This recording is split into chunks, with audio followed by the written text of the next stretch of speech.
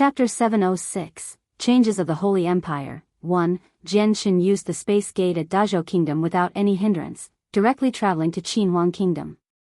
This time, the destination for the space gate was clearly more accurate than the times before, directly materializing in a region of rural wilderness in the Qinhuang Kingdom. Jianxin passed through the space gate and arrived at Qinhuang Kingdom. He appeared in an unfamiliar area of wilderness. He looked around before immediately soaring up into the sky, seeing all the terrain in the radius of a few kilometers. Afterwards, he immediately took out a map from his space ring and began examining it. After a while, Jianxin finally found his directions. He put the map away and fused with the surrounding space, disappearing as a blurry shadow.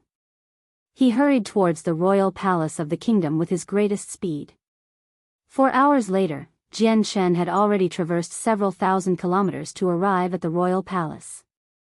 He continued towards the center of the imperial city without any changes in his speed, to where the palace was. As soon as Jianxin approached the imperial palace, he was sensed by the 4 imperial protectors inside. Also, a voice rang in Jianxin's ears, "Imperial Protector Jianxin, please come to the eastern side where the Qinhuang Palace is. We'll talk there." At the same time in the imperial palace, the 4 imperial protectors who were cultivating in the Qin Heaven Palace opened their eyes simultaneously. 3 of the people shook slightly and disappeared.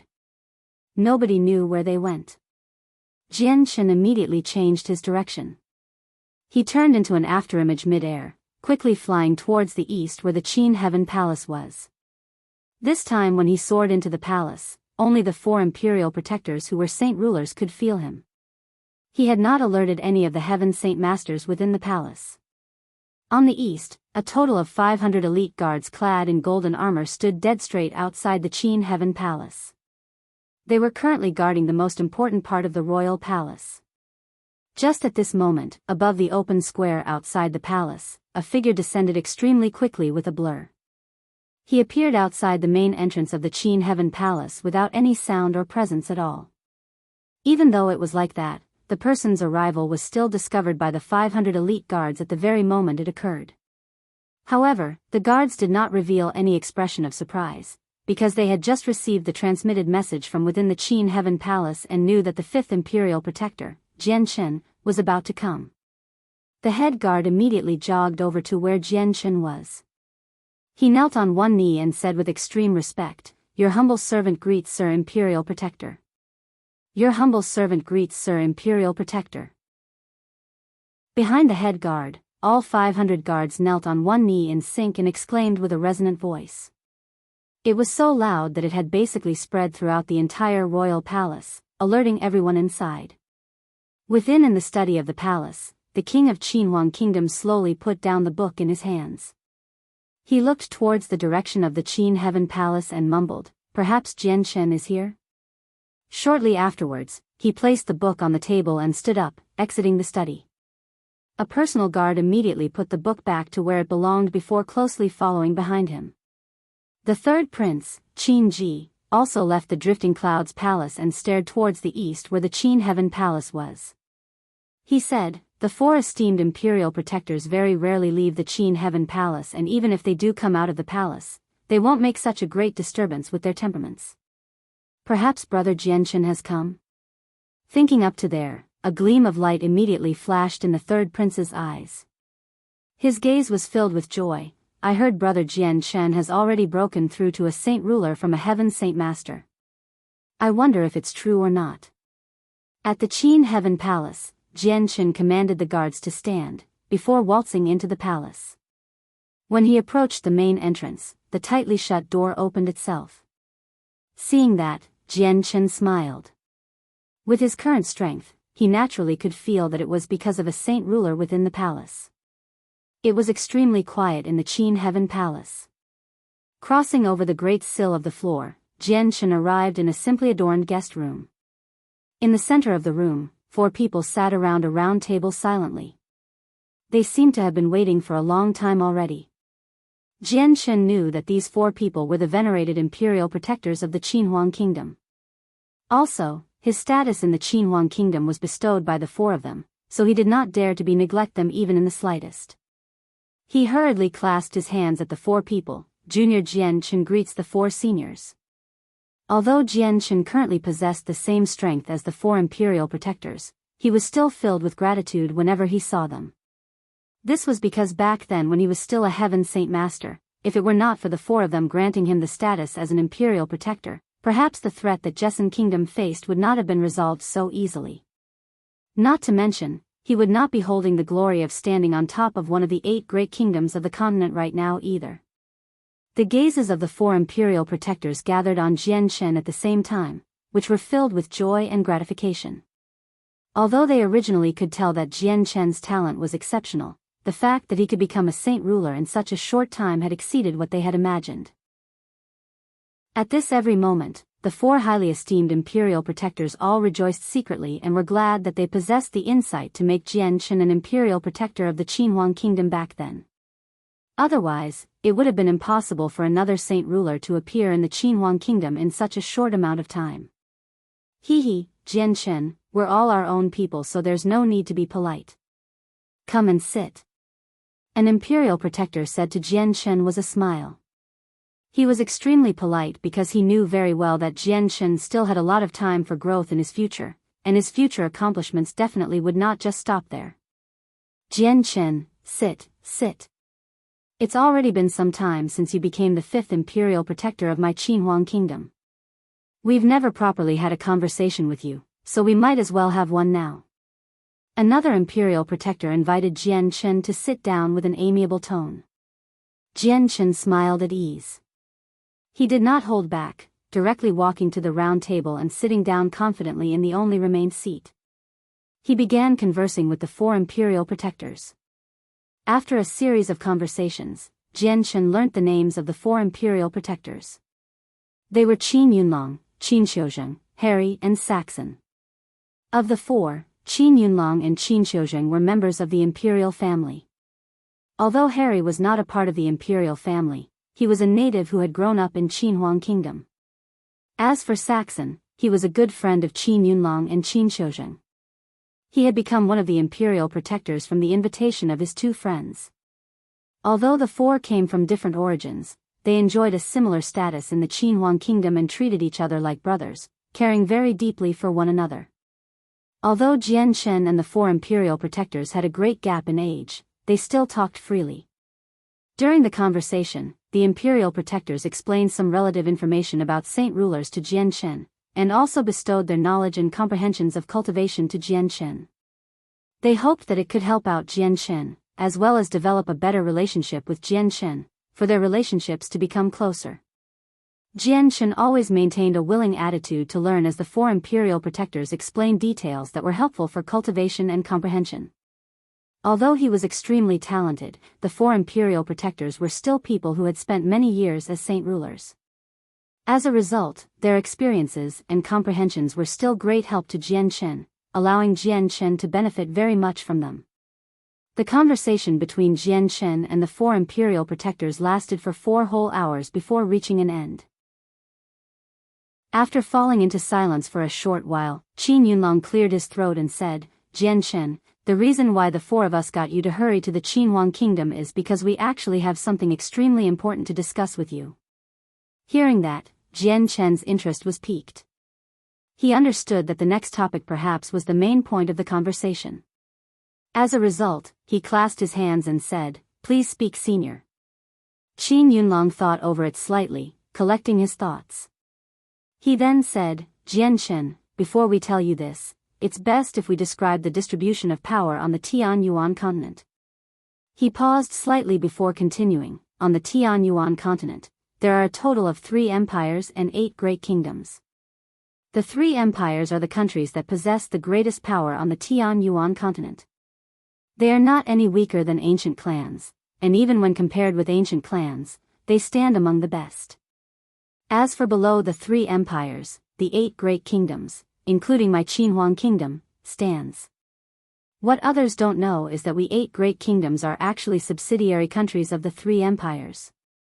As for my Qinhuang kingdom, we are subsidiaries of the Holy Empire. Chapter 707, Changes of the Holy Empire, 2, What? The Qinhuang kingdom is actually a subsidiary of the Holy Empire. What Qin Yunlong had said greatly shocked Jian Chen. Qin Yunlong nodded solemnly, correct. My Qinhuang kingdom is indeed a subsidiary of the Holy Empire. Other than my Qinhuang kingdom, there are two other great kingdoms which were subsidiaries to the Holy Empires, and they are the Fire Dragon Kingdom and the Buddhist Kingdom. The two great kingdoms possess similar strength, and aren't much weaker compared to my Qinhuang kingdom. This is a great secret on the Tian Yuan continent. Ordinary people have no idea about it, and there aren't many who know of it even in the ancient clans. Harry supplemented. Then what is the problem the Qinhuang kingdom is facing? Perhaps it comes from the Holy Empire? Jian Chen asked curiously. Correct. Qin Yunlong nodded his head seriously. The Holy Empire is about to change. Change? Jian Chen was slightly confused and immediately revealed an expression of thought. Qin Yunlong looked at the pondering Jian Chen and said, Jian Chen, the Holy Empire is actually not like the way you think it is, that the royal family rules the entire empire. It's actually controlled by three powerful clans. As for the Emperor of the Holy Empire, it's just a position alternated between the three clans. In other words, the ones who have power over the empire are not the royal family but the three clans. All three clans possess the same strength as ancient clans.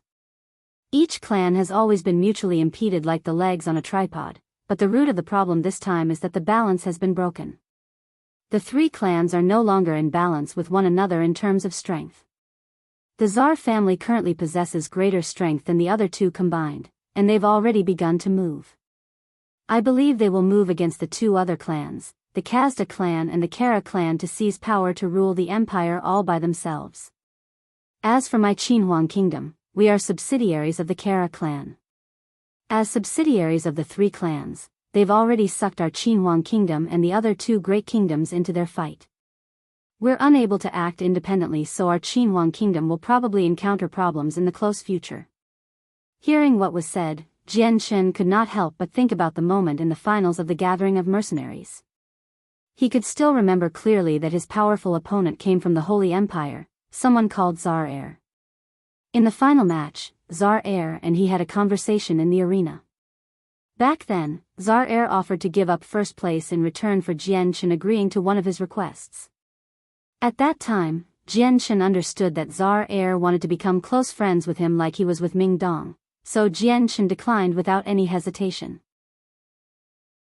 This was because he could already hear from how Tsar Air spoke that there was a terrifying power battle attempting to drag him in. It was just that Jian Chen had never thought he would still be dragged into it a few years later.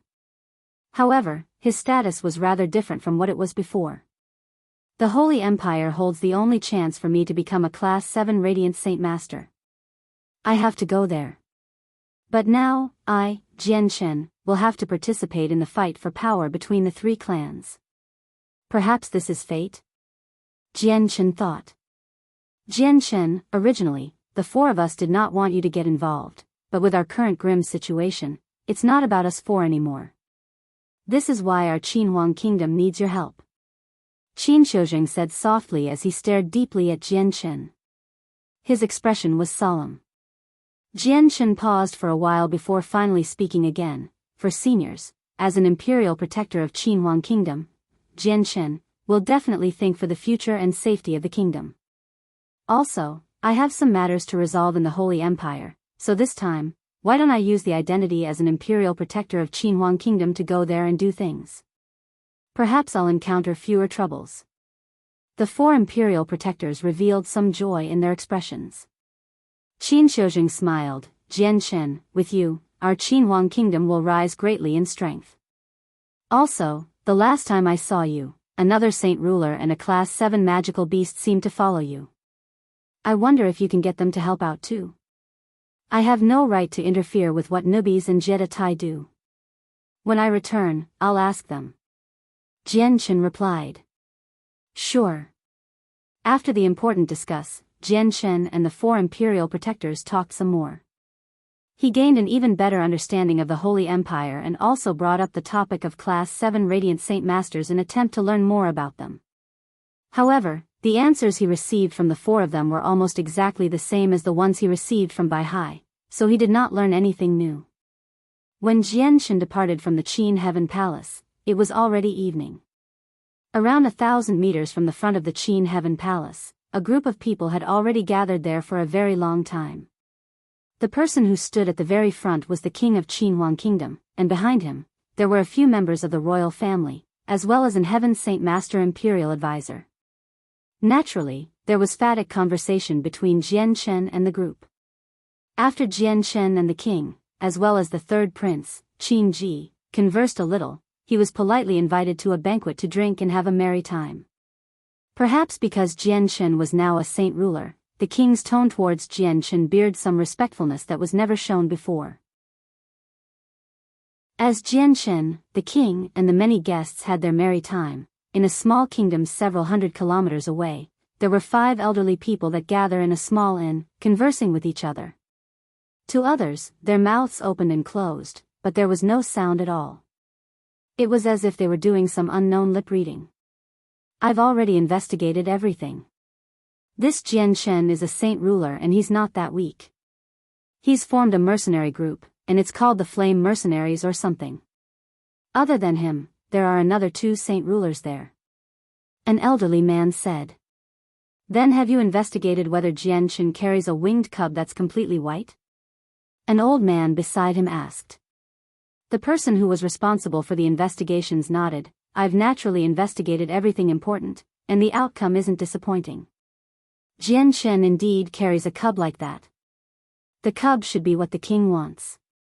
Since Jianshan is the captain of the Flame Mercenaries, he definitely must be at the mercenary headquarters. Let's just go directly to the Flame Mercenaries, and after we get the cub, we'll hand it directly to the king. We can obtain the other 2 monster cores with that. Okay, let's go straight to the Flame Mercenaries. On the next day, in the headquarters of the Flame Mercenaries, all the central members dined together for breakfast. Ever since the Class 7 magical beast Nubis entered the human world, he was deeply attracted to the food of humans. As a result, he would not miss any of the 3 meals in a day, and every time he ate, he would eat an amount that could feed 10 ordinary people, or even beyond that. He currently sat with Ming Dong, Yu Yu, Bai Lian and others around a large round table, wolfing down his breakfast. In front of him, there was already a large pile of plates. This roast meat is pretty good. I, the great Nubis, have never tried something this great. Yes, and this dessert, give me a few serving for every meal every day. The more the better. Nubis chattered as he wolfed down the roast meat in the plate. Sir Nubis the Great, you don't need to worry. As long as you stay with our Flame Mercenaries, Bai Lian can guarantee that we will treat you with large portions of delicious food every day. Bai Lian smiled sweetly at Nubis. Nubis raised his hand to glance at Bai Lian and derided, I, the great Nubis, know exactly what you're thinking in your silly brain. You want to use these delicious foods that can be bought with purple coins to bribe me. You're underestimating me, the great Nubis, too much. I am a dignified Class 7 magical beast. I would never fall so low. The people conversed as they ate on the dining table. After being associated with Nubis for some time, they all knew about Nubis' temperament. As a result, when they spoke to him, they respected him very much, avoiding his bottom line or making him lose his temper. Also, although Nubis was a Class 7 magical beast that had lived for centuries, or even thousands of years, he maintained a youthful mind, which was why he was able to remain so cheerful with a group of people who had a similar age. Although their relationship could not be regarded as close, it was enough for a few conversations. Just at this moment, a guard ran in from outside. He reported, there are 2 people outside who refer themselves as people from the Tianmu clan. They wish to see the captain. What, the Tianmu clan? Nubis exclaimed out of surprise. It was possible that the people in the dining hall did not know what the Qinhuang clan were, but Nubis who participated in protecting the tungsten alloy mine knew very well. Great Nubis, what is this Qinhuang clan? Bai Liang blinked several times and stared curiously at the shocked Nubis. Their background is pretty great. They're people from an ancient clan and seem to have some connections with Jianshan. Everyone should go receive them together. Nubis said. Shortly afterwards, the core members of the Flame Mercenaries did not bother to continue breakfast. They all left the dining hall, walking towards the outside. When they arrived at the main entrance of the palace, they saw a flirtatious-looking girl who seemed to be in her 20s, standing silently outside the entrance. She was Tian Muling. Beside Tian Muling, there was an old woman. The old woman had peppered gray hair and her gaze was deep. She carried a dragon-headed cane and seemed just like an ordinary old person. Jian Shen had basically let Bai Lian and Yu Yu, who were good at managing things, handle all the matters of the Flame Mercenaries. As Jian Shen was not currently present, Bai Lian and Yu Yu possessed the greatest authority.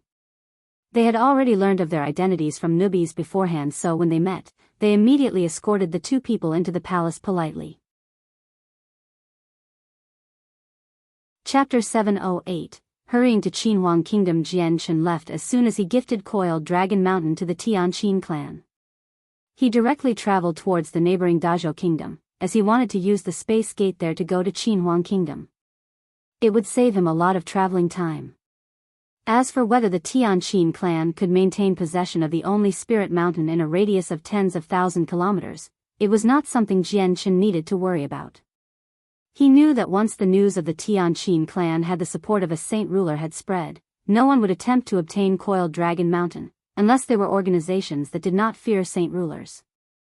However, even if a group like that existed, they would not become enemies with a saint ruler just for a mere spirit mountain.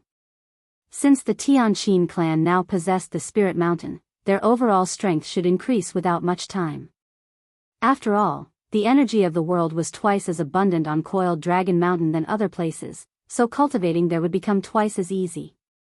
Jian Shen used spatial force to quickly fly at an altitude of several dozen of kilometers. As for cat-sized white tiger, it was currently curled up tightly on Jian Shen's shoulder, sleeping. It was still digesting the medicinal effects of the heavenly resources. The primordial god silk appeared in Jian Shen's hands again. He mumbled to himself, although it's delayed me by 2 days with that trip to Coiled Dragon Mountain, the harvest is pretty big. I actually obtained a treasure like this primordial god silk. But just what is the calamity that comes with it? Jian Shen did not become overjoyed from obtaining the primordial god silk. Instead, he was filled with worry. The psychological burden brought on by the idea of a future, apocalyptic calamity just did not allow him to become happy.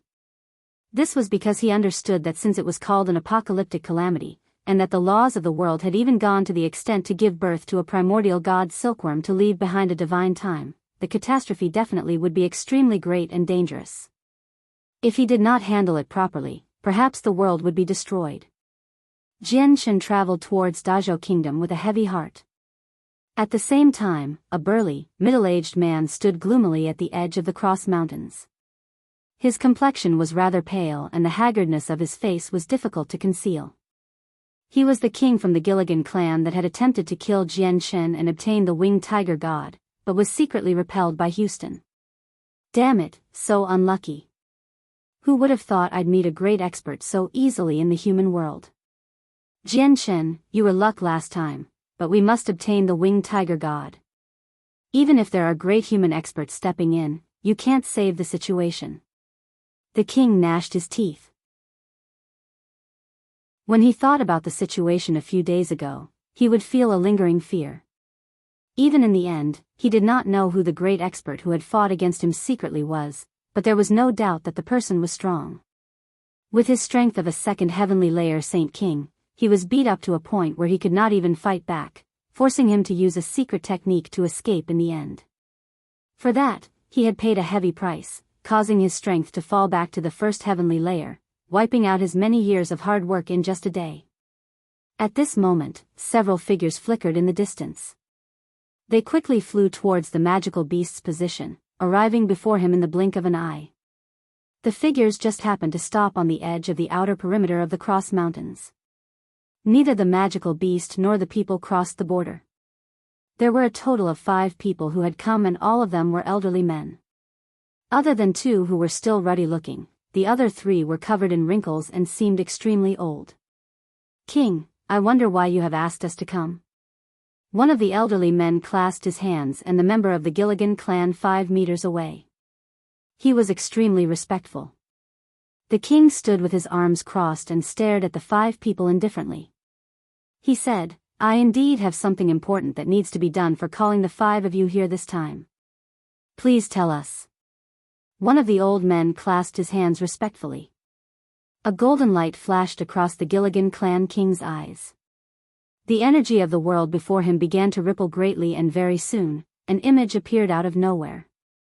The image was formed from the energy of the world, according to the Gilligan clan king's memory. This person's Jian Chen, a person from a small kingdom called Jesson Kingdom. He carries a snow-white, winged tiger cub. Your task is to take the tiger cub from Jian Chen and bring it to me. The Gilligan clan king said coldly. The 5 elderly men all examined the image of Jian Chen closely, deeply engraving it into their minds. Afterwards, one of the people said, King, I wonder what the remuneration for this is? The Gilligan clan king raised his hand and 5 glittering, fist-sized monster cores appeared. With the appearance of the monster cores, the surrounding energy of the world seemed to become violent. In the surroundings of the monster cores, there even seemed to be a flowing stream of the energy of the world.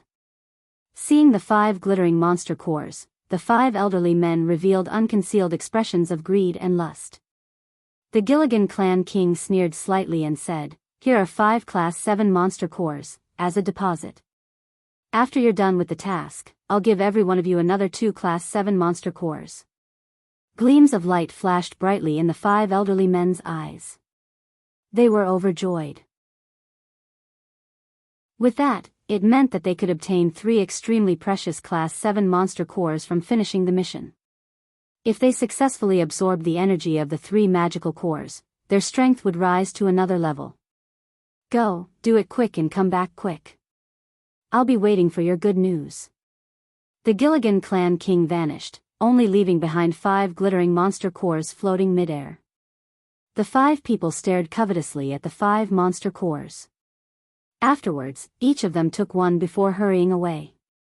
Meanwhile, in Longevity Valley, Uncle Xiao squatted in the fields barefooted, clearing away all the weeds. Suddenly a gleam of light flashed across his eyes and he said, Xiaomi, come over. Not far away, Xiaomi, who was also clearing away the weeds, stood up and immediately walked to Uncle Xiao. He asked doubtfully, Father, what is it?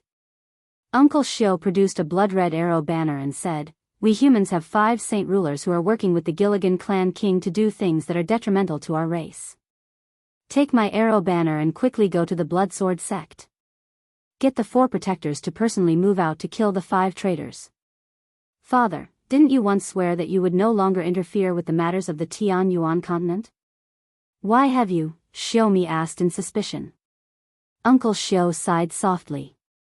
He said, This involves a lot of things. I'm unable to do anything personally because that would attract too much attention. Also, this involves Jian Chen's safety, so I can't just stand and watch. Jian Chen's strength may have greatly increased, but he can't fend off all 5 of them. Hearing how it involved Jian Chen's safety, Xiaomi's expression immediately became serious. He said, I understand. Father, I'll go to the Bloodsword Sect and get the 4 protectors to move out. But just who are these 5 traitors? Just tell the 4 protectors to head to Jesson Kingdom. Once they're there, they will naturally be able to tell who the 5 are. Uncle Xiao said. Chapter 709, Changes of the Holy Empire. 1. Jian Chen used the space gate at Dazhou Kingdom without any hindrance, directly traveling to Qinhuang Kingdom. This time, the destination for the space gate was clearly more accurate than the times before, directly materializing in a region of rural wilderness in the Qinhuang Kingdom. Jian Chen passed through the space gate and arrived at Qinhuang Kingdom. He appeared in an unfamiliar area of wilderness. He looked around before immediately soaring up into the sky, seeing all the terrain in the radius of a few kilometers. Afterwards, he immediately took out a map from his space ring and began examining it. After a while, Jian Chen finally found his directions. He put the map away and fused with the surrounding space, disappearing as a blurry shadow. He hurried towards the royal palace of the kingdom with his greatest speed. 4 hours later, Jian Shen had already traversed several thousand kilometers to arrive at the royal palace. He continued towards the center of the imperial city without any changes in his speed, to where the palace was. As soon as Jian Shen approached the imperial palace, he was sensed by the 4 imperial protectors inside. Also, a voice rang in Jian Shen's ears, "Imperial Protector Jian Shen, please come to the eastern side where the Qinhuang Palace is. We'll talk there." At the same time in the imperial palace, the 4 imperial protectors who were cultivating in the Qin Heaven Palace opened their eyes simultaneously. 3 of the people shook slightly and disappeared. Nobody knew where they went. Jian Shen immediately changed his direction. He turned into an afterimage mid-air, quickly flying towards the east where the Qin Heaven Palace was. This time when he soared into the palace, only the 4 imperial protectors who were saint rulers could feel him. He had not alerted any of the heaven saint masters within the palace. On the east, a total of 500 elite guards clad in golden armor stood dead straight outside the Qin Heaven Palace. They were currently guarding the most important part of the royal palace. Just at this moment, above the open square outside the palace, a figure descended extremely quickly with a blur. He appeared outside the main entrance of the Qin Heaven Palace without any sound or presence at all. Even though it was like that, the person's arrival was still discovered by the 500 elite guards at the very moment it occurred. However, the guards did not reveal any expression of surprise, because they had just received the transmitted message from within the Qin Heaven Palace and knew that the 5th Imperial Protector, Jian Shen, was about to come. The head guard immediately jogged over to where Jian Shen was. He knelt on one knee and said with extreme respect, "Your humble servant greets Sir Imperial Protector." "Your humble servant greets Sir Imperial Protector." Behind the head guard, all 500 guards knelt on one knee in sync and exclaimed with a resonant voice. It was so loud that it had basically spread throughout the entire royal palace, alerting everyone inside. Within in the study of the palace, the king of Qinhuang Kingdom slowly put down the book in his hands. He looked towards the direction of the Qin Heaven Palace and mumbled, "Perhaps Jian Shen is here?"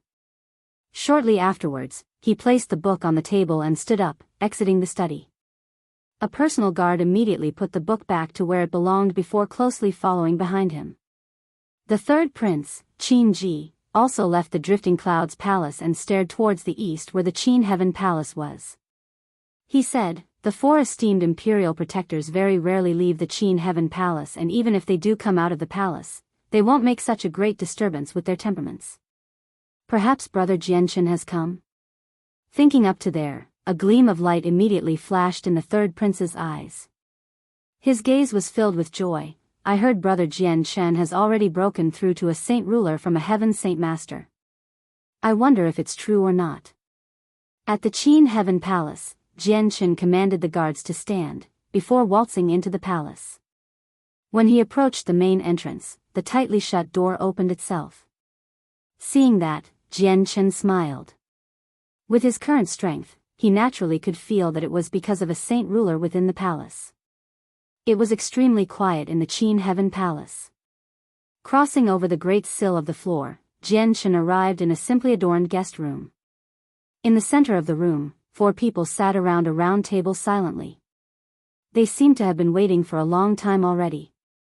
Jian Shen knew that these 4 people were the venerated imperial protectors of the Qinhuang Kingdom. Also, his status in the Qinhuang Kingdom was bestowed by the 4 of them, so he did not dare to neglect them even in the slightest. He hurriedly clasped his hands at the 4 people. "Junior Jian Shen greets the 4 seniors." Although Jian Shen currently possessed the same strength as the 4 imperial protectors, he was still filled with gratitude whenever he saw them.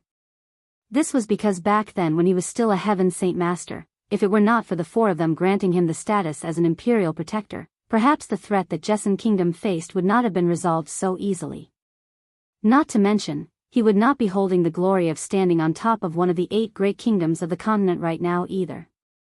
The gazes of the 4 imperial protectors gathered on Jian Shen at the same time, which were filled with joy and gratification.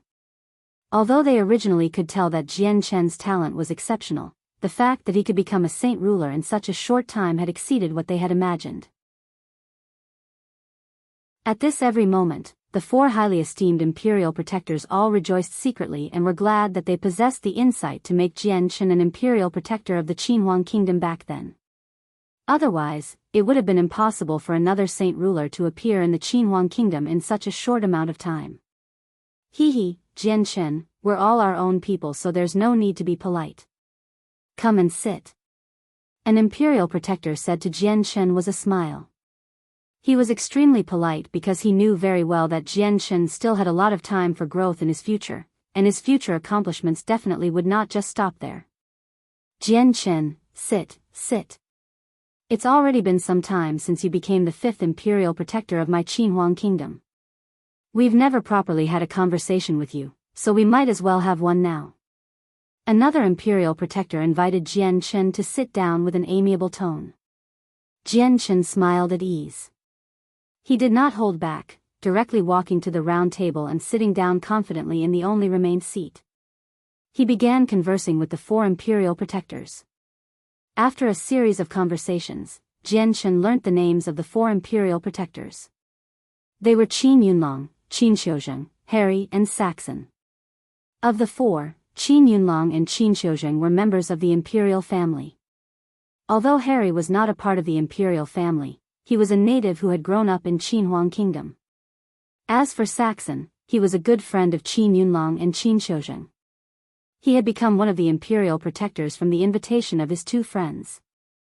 Although the 4 came from different origins, they enjoyed a similar status in the Qinhuang kingdom and treated each other like brothers, caring very deeply for one another. Although Jian Shen and the 4 imperial protectors had a great gap in age, they still talked freely. During the conversation, the imperial protectors explained some relative information about saint rulers to Jian Shen, and also bestowed their knowledge and comprehensions of cultivation to Jian Shen. They hoped that it could help out Jian Shen, as well as develop a better relationship with Jian Shen, for their relationships to become closer. Jian Shen always maintained a willing attitude to learn as the 4 imperial protectors explained details that were helpful for cultivation and comprehension. Although he was extremely talented, the 4 imperial protectors were still people who had spent many years as saint rulers. As a result, their experiences and comprehensions were still great help to Jian Shen, allowing Jian Shen to benefit very much from them. The conversation between Jian Shen and the 4 imperial protectors lasted for 4 whole hours before reaching an end. After falling into silence for a short while, Qinhuang cleared his throat and said, Jian Shen, the reason why the 4 of us got you to hurry to the Qinhuang kingdom is because we actually have something extremely important to discuss with you. Hearing that, Jian Shen's interest was piqued. He understood that the next topic perhaps was the main point of the conversation. As a result, he clasped his hands and said, Please speak, senior. Qinhuang thought over it slightly, collecting his thoughts. He then said, Jian Shen, before we tell you this, it's best if we describe the distribution of power on the Tianyuan continent. He paused slightly before continuing. On the Tianyuan continent, there are a total of 3 empires and 8 great kingdoms.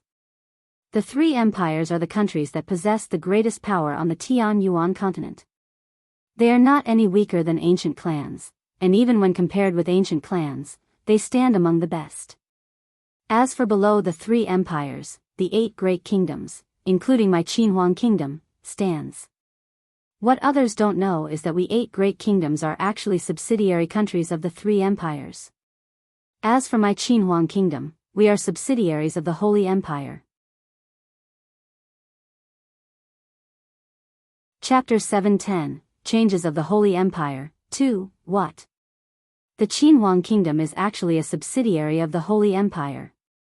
What Qinhuang had said greatly shocked Jian Shen. Qinhuang nodded solemnly, correct. My Qinhuang kingdom is indeed a subsidiary of the Holy Empire. Other than my Qinhuang kingdom, there are 2 other great kingdoms which were subsidiaries to the Holy Empires, and they are the Fire Dragon Kingdom and the Booties Kingdom. The 2 great kingdoms possess similar strength, and aren't much weaker compared to my Qinhuang kingdom. This is a great secret on the Tianyuan continent. Ordinary people have no idea about it, and there aren't many who know of it even in the ancient clans. Harry supplemented. Then what is the problem the Qinhuang kingdom is facing? Perhaps it comes from the Holy Empire? Jian asked curiously. Correct. Qinhuang nodded his head seriously. The Holy Empire is about to change. Change? Jian was slightly confused and immediately revealed an expression of thought. Qinhuang looked at the pondering Jian and said, Jian, the Holy Empire is actually not like the way you think it is, that the royal family rules the entire empire. It's actually controlled by 3 powerful clans. As for the Emperor of the Holy Empire, it's just a position alternated between the 3 clans. In other words, the ones who have power over the empire are not the royal family but the 3 clans. All 3 clans possess the same strength as ancient clans. Each clan has always been mutually impeded like the legs on a tripod, but the root of the problem this time is that the balance has been broken. The 3 clans are no longer in balance with one another in terms of strength.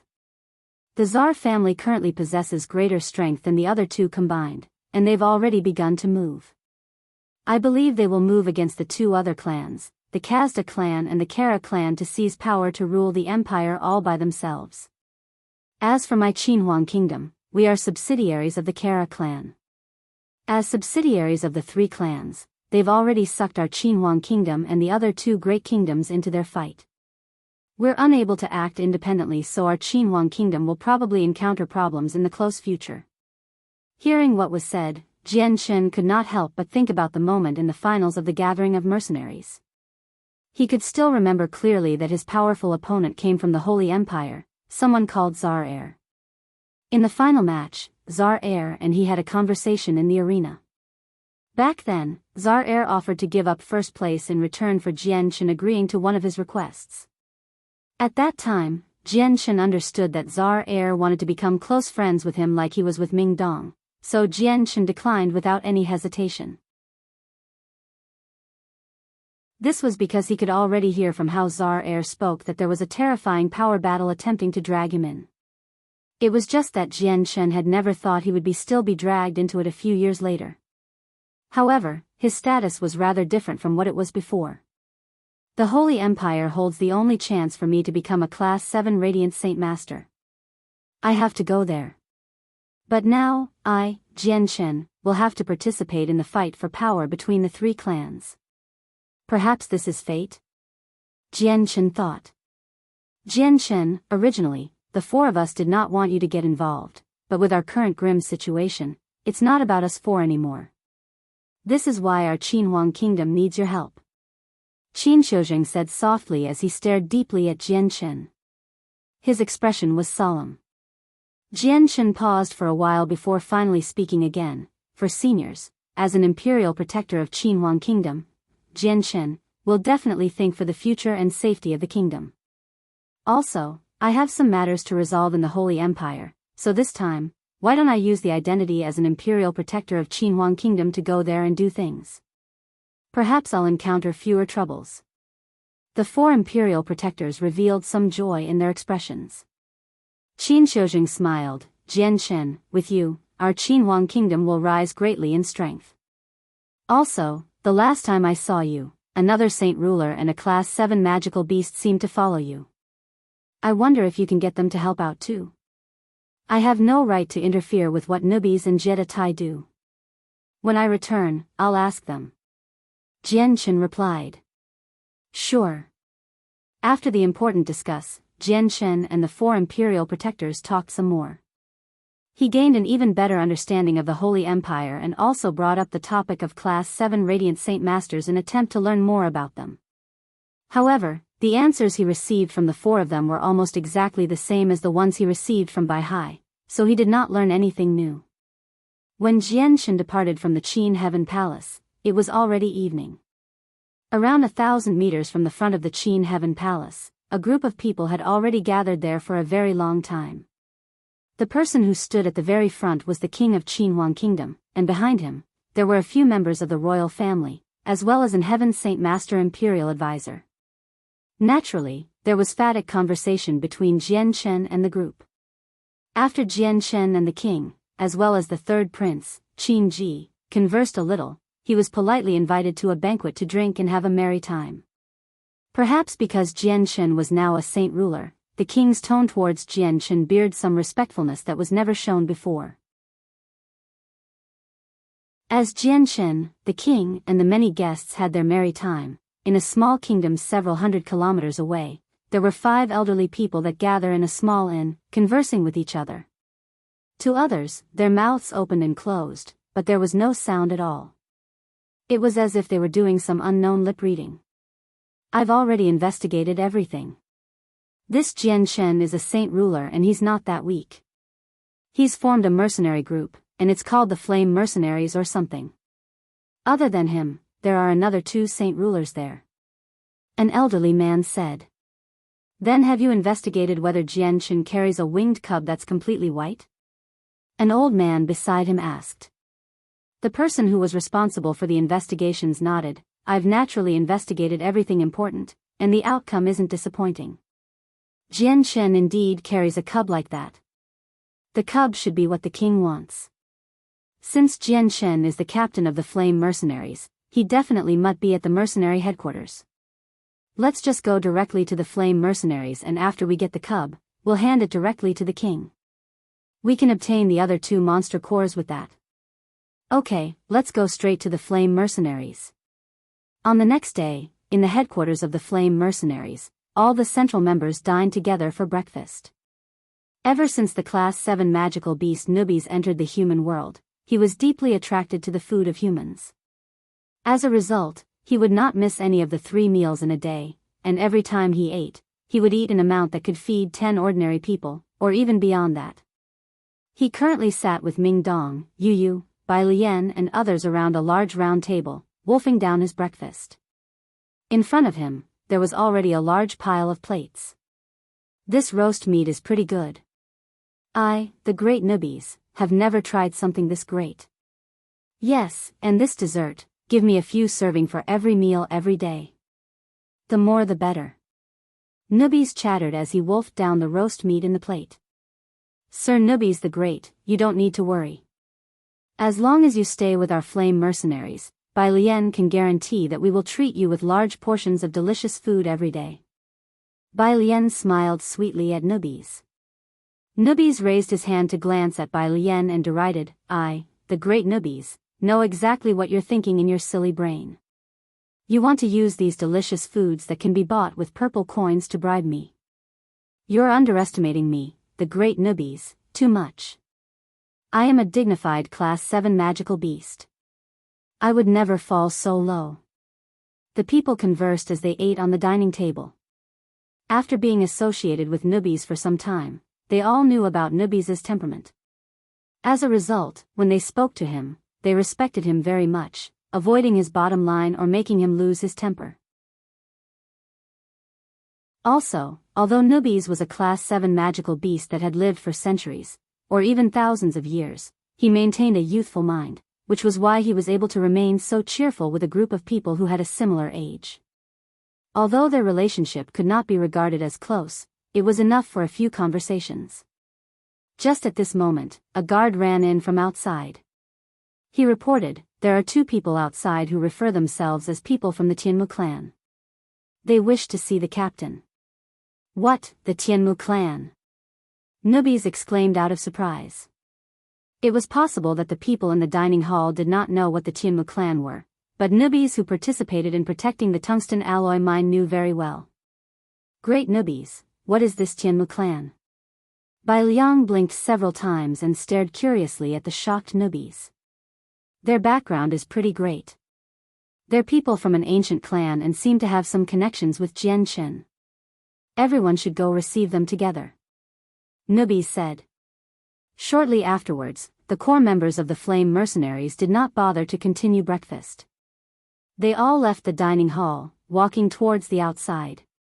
When they arrived at the main entrance of the palace, they saw a flirtatious-looking girl who seemed to be in her 20s, standing silently outside the entrance. She was Tian Muling. Beside Tian Muling, there was an old woman. The old woman had peppered gray hair and her gaze was deep. She carried a dragon-headed cane and seemed just like an ordinary old person.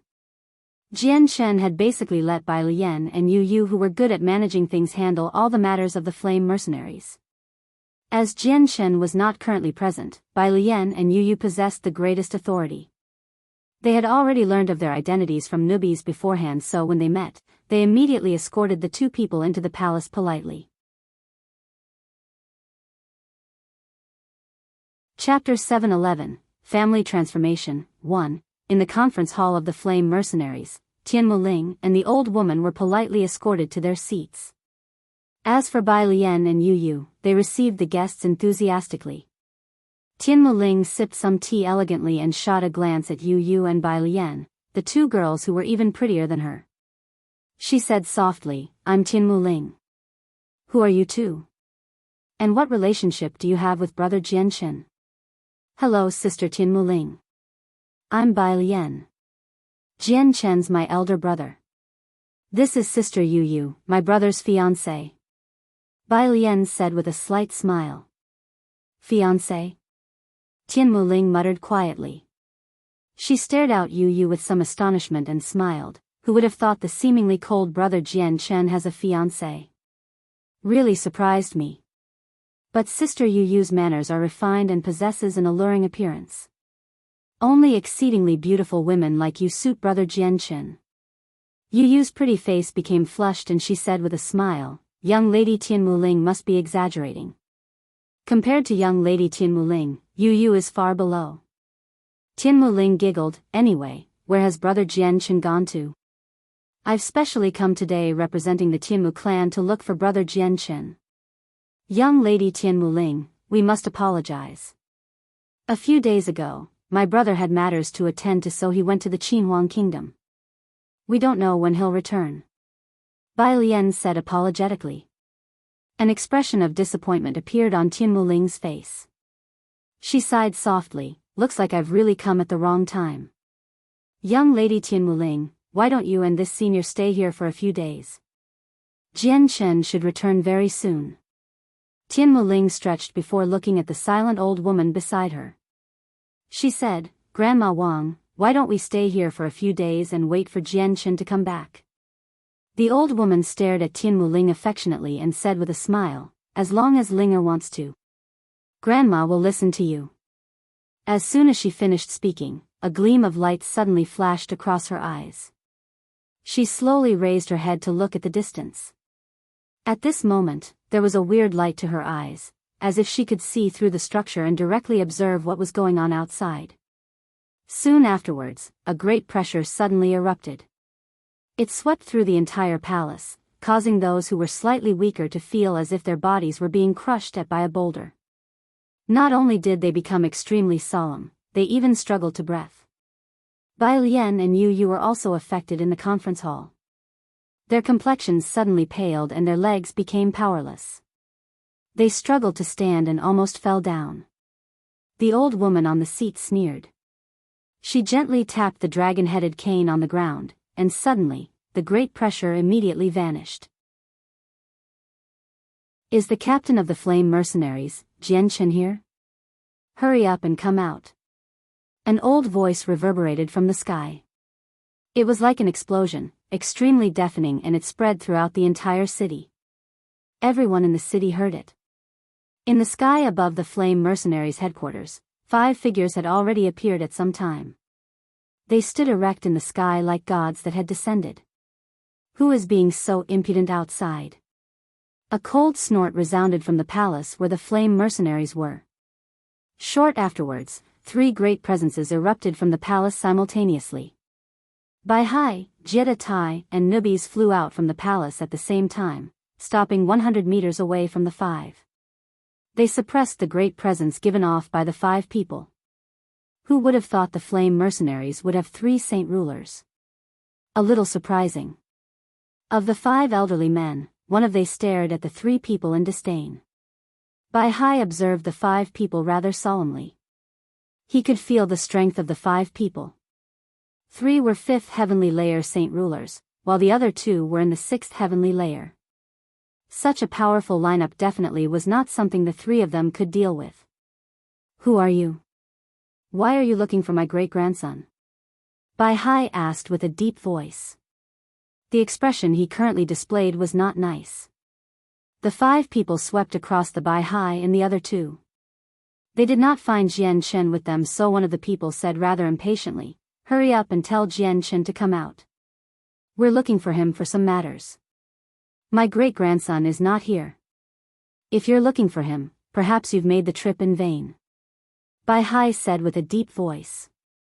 The 5 people did not come with good intentions, so he knew they were not friends but foe. The 5 elderly men became slightly gloomy. One of them said huskily, "What, not here? Where's he gone? Hurry up and tell us." The person's tone was imperative and did not seem tolerant to any resistance, as if he was directly ordering Biyao and the other 2. Nubis was unable to maintain his composure. As a beast of antiquity, the pride within him did not allow anyone to speak in such a way to him. Under the situation in which his dignity was challenged, he would not feel any fear even if the opponents were 6th heavenly cycle saint rulers. "You old bastard, who do you think you are? You better be careful with your tone, otherwise don't blame me, the great Nubis, for being impolite." Nubis stared coldly at the old man who had spoken out. The old man was slightly stunned. He had never imagined that Nubis, a mere 3rd heavenly layer saint ruler, would speak to him like that. He had lived for so long, yet he had never encountered such a situation. However, the old man's complexion quickly became ugly. He stared at Nubis with great shock, and killing intent rose up without any restraint. He said coldly, "You're looking to die." As soon as he finished speaking, the old man appeared in front of Nubis with a great speed. His right hand formed a claw, swinging at Nubis's neck with lightning speed. The old man who had attacked was a 5th heavenly layer saint ruler. Facing against him, Nubis did not have any fear at all. Opening his mouth, Nubis spat out a mouthful of strong, poisonous gas. It immediately enveloped the old man, and at the same time, Nubis's right hand went to receive the claw with great energy and without any fear. Rumble. The moment the 2 hands collided, there was a muffled rumble akin to thunder. Both of them stood unmoving like a mountain, with nobody backing down slightly. However, the old man's expression suddenly changed shortly afterwards. He immediately pulled back, escaping from the area of poisonous gas. He stared at Nubis in shock and cried out, "What is this poison? It's so strong that it can even harm me." Shortly afterwards, the old man seemed to think of something. He was greatly surprised. You're not a human, you're a magical beast." Behind him, 6th heavenly layer saint ruler gently sniffed at the air that was somewhat polluted by the poison. After thinking a little, he said slowly, "This is the venom of a silver-striped golden snake, a beast of antiquity. He's actually a silver-striped golden snake. I heard that silver-striped golden snakes possess great strength. They can easily defeat those stronger than it despite being weaker. Looks like it really is true, actually able to block the attack from a 5th heavenly layer saint ruler while being a 3rd heavenly layer saint ruler. Not bad, not bad, not bad at all. It's just that, I wonder if you can resist against 2 6th heavenly layer saint rulers working together?" Another 6th heaven layer saint ruler laughed coldly. "Looks like we'll get another class 7 monster core today." Chapter 712, Family Transformation, 2. One of the 6th heavenly layer saint rulers said to the other one, "Sit you old coot, silver-striped golden snakes have a crazy combat ability. Also, their venom is renowned on the Tianyuan continent, so they're not easy to handle. In my opinion, we should fight together and kill this snake as soon as possible, just in case he runs away." The old man who was referred to as an old coot stared at Nubis as if he had just discovered a great treasure. There was unconcealed greed in his eyes, and he laughed weirdly. "The every part of the body from a beast of antiquities is treasure. Since the 5 of us have met one today, we can't let him go. Matting, you damned devil, let's go by your suggestion. Let's fight together and finish off this silver-striped golden snake in the easiest and fastest way, and take his monster core and body." Old man Matting rubbed his hands. They were about to obtain another class 7 monster core, so he felt unconcealed excitement. Saint Force gathered in his right hand and quickly formed a 2-meter-long sickle. He turned around and said to the other 3 5th heavenly layer saint rulers, They're Jian Chen's companions, and one of them seemed to be Jian Chen's senior, so you can't let any of them go. We'll let you handle the other two. If you catch them, we can use them as hostages to threaten Jian Chen with them. That way, we can finish the mission even easier. Don't worry, second brother, leave the two to us. An old man within the remaining 3/5 heavenly layer Saint Ruler smiled coldly. Every single word of their conversation was heard by Bai Hai and the other two. It caused them to become extremely serious. With their strength, they could not face up against the 5 at all. Nubis' expression also became filled with seriousness. Although it was said that silver-striped golden snakes possessed great battle ability, he could only handle 1/6 heavenly layer Saint Ruler with his strength of the 3rd heavenly layer. If 2 Saint Rulers of the 6th heavenly layer were to move against him at the same time, he would definitely struggle to hold them at bay, unable to fight back at all. You dare to become enemies with our flame mercenaries? Perhaps you don't know that the Grand Elder of Mercenary City is supporting us flame mercenaries from behind? Jie Tai yelled deeply. He attempted to use the Grand Elder's name to deter the 5 people. However, the 5 people clearly did not know anything about the flame mercenary situation and did not believe what Jie Tai said at all. Old man Situ stared at Jie Tai in ridicule and said, "Who do you think the Grand Elder of Mercenary City is? Why would he have any connections with your insignificant mercenary group? Do you really think I'm as easy to trick as a 3-year-old? Humph, Matang, let's do it. We'll get the monster core from the silver-striped golden snake first." As soon as he finished speaking, Old Man Situ took the initiative to rush at Nubis with his saint weapon, while Old Man Matang, who was also in the 6th heavenly layer, followed behind. They were going to fight Nubis together at the same time. As for the other 3/5 heavenly layer Saint Rulers, they did not lag behind. They rushed at Jie Tai and Bai Hai at the same time. 2 of them faced off against Bai Hai, who was also in the 5th heavenly layer, while the other person faced off against Jie Tai, who was only in the 3rd heavenly layer. The great battle between the 8 Saint Rulers ensued in the air above the palace. When 2 people clashed, there would be a rumbling akin to thunder with powerful energy ripples, carrying the force of destruction in all directions. The palace and entire city below were also affected by the ripples, causing countless structures to collapse and countless cracks to appear on the roads.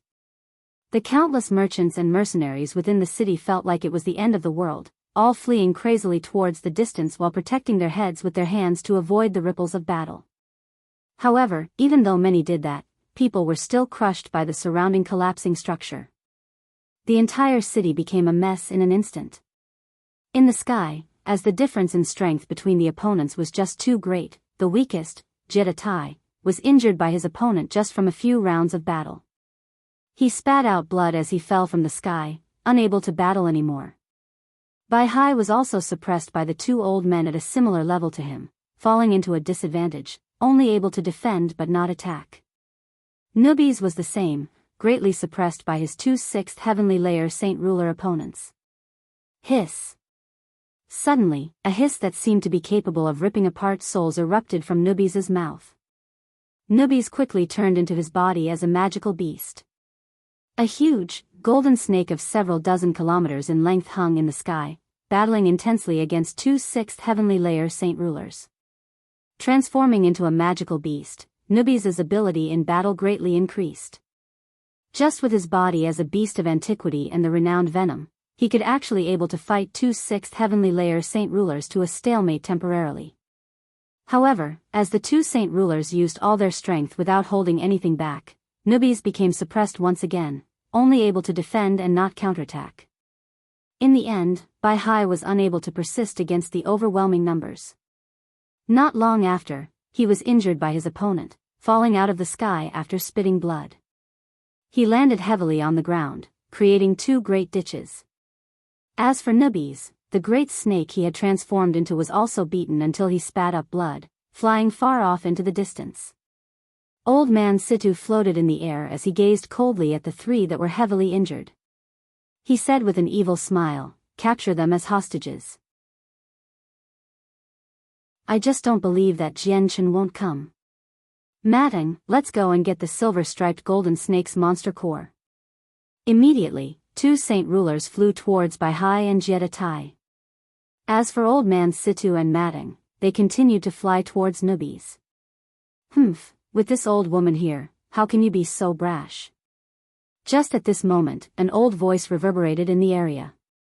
Shortly afterwards, a presence even greater than the 5 people appeared, before an old woman with a dragon-headed cane appeared soundlessly in the air. She just happened to block the 2 sixth heavenly layer saint rulers. Feeling the great presence given off by the old woman, the expressions of the 2 old men suddenly changed greatly. One of them immediately called out with a deep voice, "Who are you?" The old woman stared at Old Man Situ and Mading with a forceful gaze, and the corner of her lips curled into a sneer of disdain. She did not answer their question, and instead raised the dragon-headed cane. She tapped it gently at the 2 people. An invisible world forge immediately shot out, rushing at the 2 people.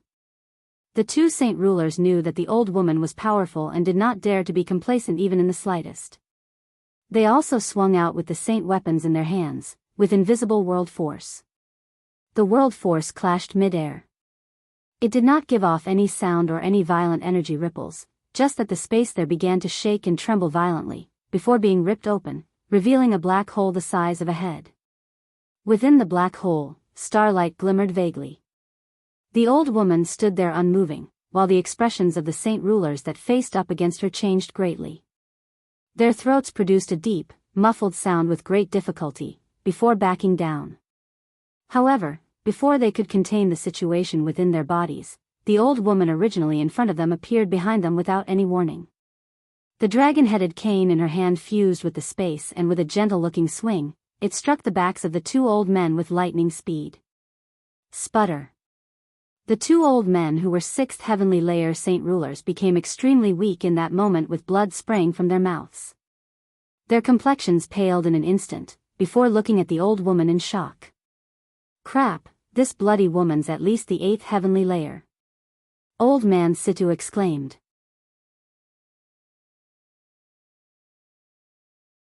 Chapter 713, Family Transformation, 3. Old Man Mading's expression became extremely serious, no longer as calm as before. He exclaimed, "This old woman is just too strong. Even if we work together, we're not her opponent. Retreat." Old Man Mading could not wipe away the blood from his mouth in time and immediately backed off. The sudden change in the situation caused the other 5th heavenly layer saint rulers to be greatly surprised. The 2 old men who were rushing towards Biyao and Jiedatai also stopped in their tracks, and shortly afterwards, all 3 of them convened mid-air. If the old woman were to move against them, they may not have possessed the strength to be her opponent together, but they could at least block a blow or 2. After the 2 6th heavenly layer saint rulers quickly backed off, they fused with the surrounding space and used spatial force to quickly retreat. As for the 3 5th heaven layer old man, their expressions were very solemn, staring extremely cautiously at the old woman with the dragon-headed cane. "Who are you? What relationship do you have with the flame mercenaries?" Old Man Situ stared deeply at the old woman as he asked her, in attempt to learn the woman's identity. His complexion was rather pale. The old woman was hunchbacked, but she had a pair of eyes brimming with vigor. She said, "The 5 of you don't even have the qualifications to hear this old woman's identity. As for my relationship with these mercenaries, it has nothing to do with you. If you're sensible, hurry up and leave, otherwise, don't blame this old woman for being impolite." Old Man Situ and Mading's expressions became rather ugly. They looked at each other, before Old Man Situ spoke. "Even though the opponent is strong, we aren't weak. If we all work together, I don't believe we won't be able to handle this old woman. Yeah, if we want to finish the mission quickly and easily, we can only defeat this old woman, and then control this place to threaten Jianchen. As long as we have the flame mercenaries as a bargaining chip, Jianchen will obediently hand over what we want." Old Man Mading sneered. "Alright, I agree with that suggestion. Let's work together and fight it out with her." The thoughts of the 5 people reached one conclusion very soon. Afterwards, they all rushed at the old woman. They did not hold back at all, using all that they could to battle the old woman. Jiedatai and Biyao stood pale-faced on the ground. They looked up together, but they both were greatly relieved inside. Although they did not know when the old woman had come, they were familiar with the person. They knew that she was a powerful 8th heavenly layer saint ruler, and behind her stood a terrifyingly powerful ancient clan. Nubis also turned back into a human, floating mid-air. He stared at the battle in the distance in front of him and also felt extremely fortunate. Luckily the expert from the Qinhuang clan is here. Otherwise, really wouldn't know what outcome we'd be facing. The old woman was already embroiled in an intense fight high up in the air with the 5 powerful saint rulers. They had already fought their way up to an altitude of a dozen or so kilometers from the initial 1,000 meters. Their battle was devastating, to a point where even the sun or moon would struggle to shine. In the azure sky, pitch-black cracks in space would appear from time to time. As the old woman fought against the 5 saint rulers, not only did she battle skillfully and at ease, she also gained the upper hand, tightly suppressing all 5 of them. The battle did not last for very long, only for around 10 minutes. Old Man Situ and the other 4 saint rulers were all injured by the old woman, spitting out blood as they fell from the sky. They were all heavily wounded. The 5 people were completely shocked. The strength of the old woman had greatly exceeded what they had believed. Originally, they believed that if they worked together, they could triumph over the old woman, but not only did they fail to defeat her, they could not even touch the woman. Instead, the outcome was that they were all heavily injured. That old woman's strength must be at the peak of the 8th heavenly layer, or maybe even in the 9th heavenly layer. God damn it, why do the flame mercenaries have such an expert protecting it? One of the 5th heavenly layer old man could not help it and cursed aloud. Old Man Situ regained control over his descent mid-air and shot a fierce glance at the old woman. Afterwards, he gnashed his teeth. Let's go. As soon as he finished speaking, Old Man Situ immediately fled into the distance.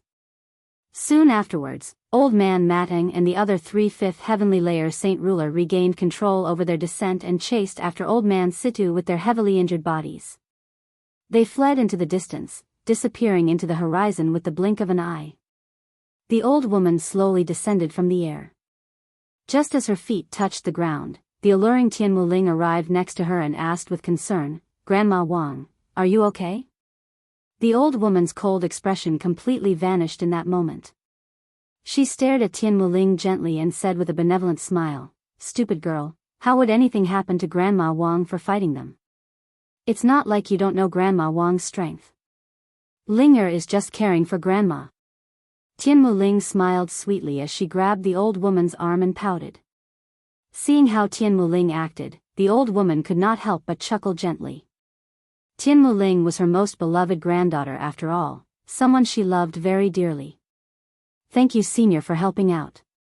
Bai Hai and Jetta Tai glided over hurried from the distance. At the same time, they clasped their hands and thanked the old woman. They knew very well that if the old woman did not help out today, the outcome of the situation would have been unimaginable. Not to mention that fact that they would be taken as hostages, even Bai Lian and the others would be in grave danger. The old woman looked over Bai Hai and Jetta Tai in an ordinary fashion and said, "Never thought that there'd be people who would come looking for trouble with the flame mercenaries. They don't know about Jian Chen's relationship with the Grand Elder. Though, just what has this kid done to cause so many experts to come looking for trouble? Whatever, you should quickly go heal. With me guarding here, you don't have to worry about safety."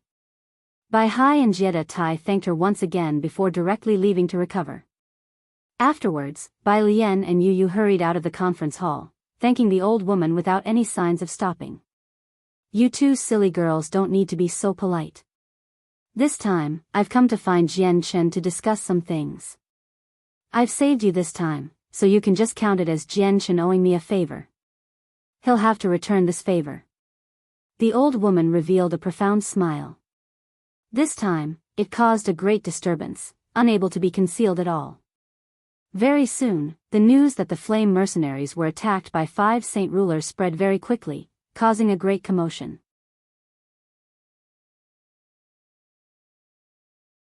Chapter 714, Loss of Parents. 1. The news of the flame mercenaries encountering powerful enemies created a great commotion, spreading everywhere in a radius of several thousand kilometers in an extremely short time.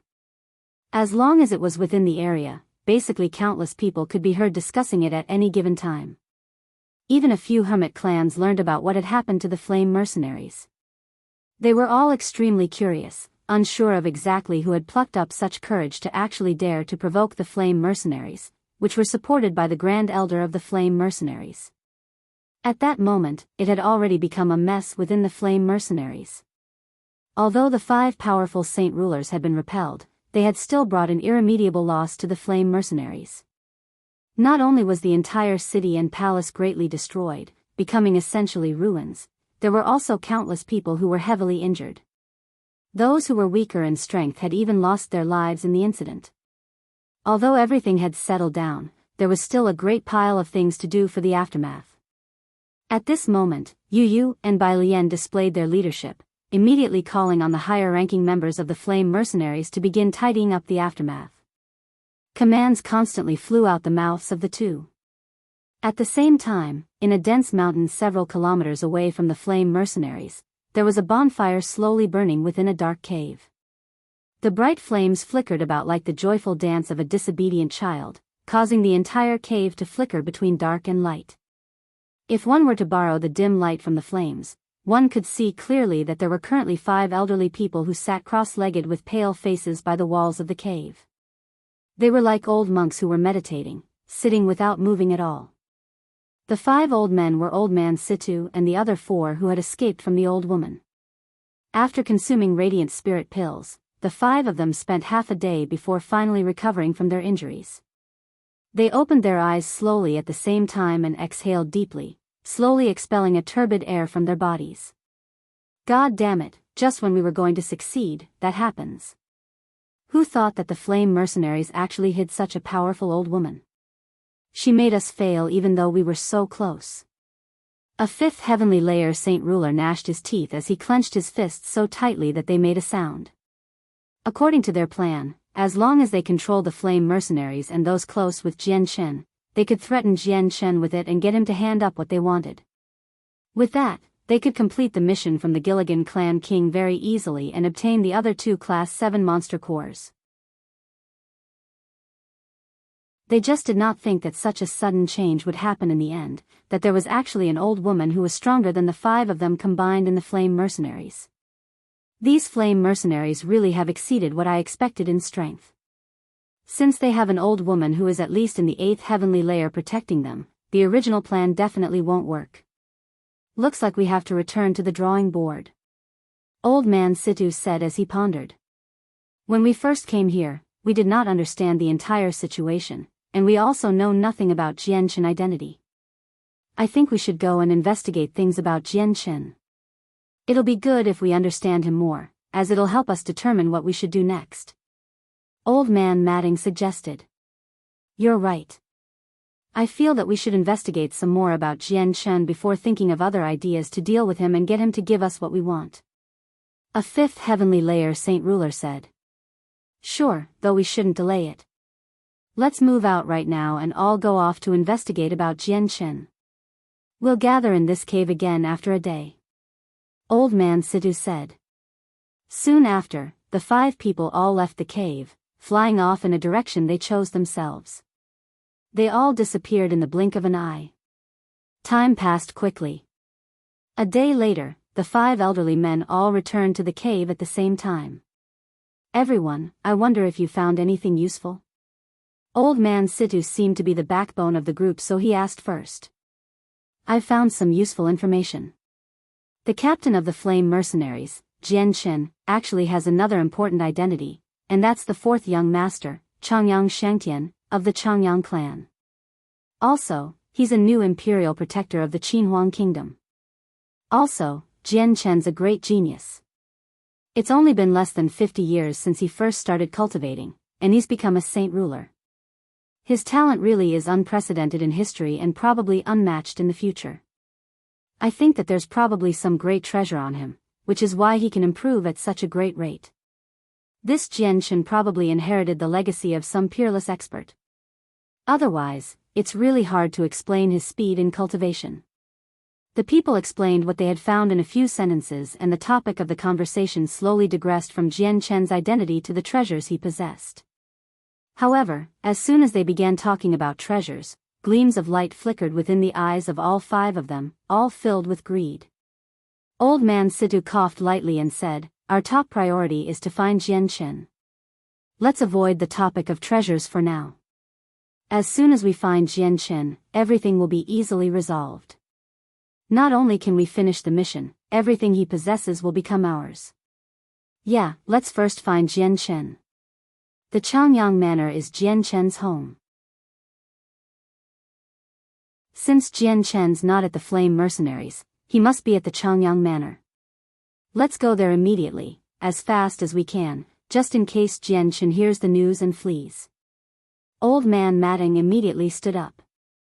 He was unable to wait anymore, as if he feared that Jianchen would escape. "Let's go to the Qinhuang Manor right now." The 5 Saint Ruler did not hesitate at all. They immediately departed from the cave and traveled towards Jessan Kingdom with their greatest speed.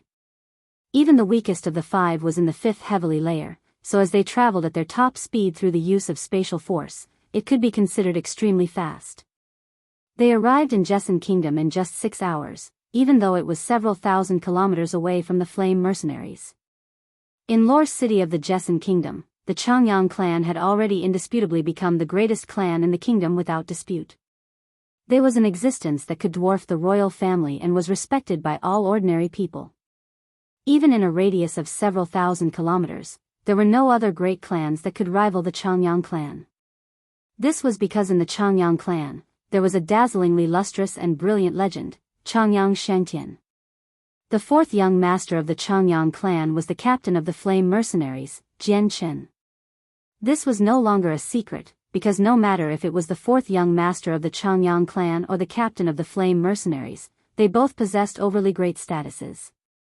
The fame was so great that there was basically no one who did not know about him in a radius of several thousand kilometers, receiving the attention of countless people.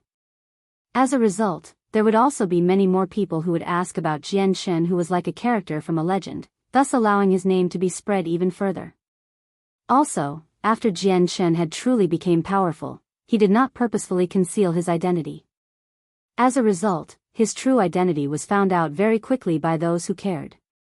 As the fact that the captain of the Flame Mercenaries, Jianchen, was the 4th young master of the Qinhuang clan spread, the clan's status also shot up at an unbelievable pace.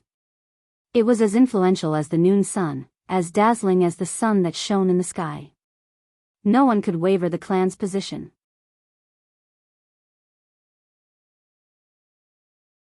Chapter 715, Loss of Parents, 2. Within the Qinhuang Manor at Lore City, Bai Yuntian was currently talking casually with the 3 other ants, giggling from time to time.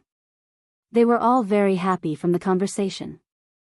The topic always seemed to be about Jianchen. The 3 ants had tones brimming with unconcealed admiration, along with some envy. They all secretly despised the fact that they could not have such an outstanding son like Jianchen.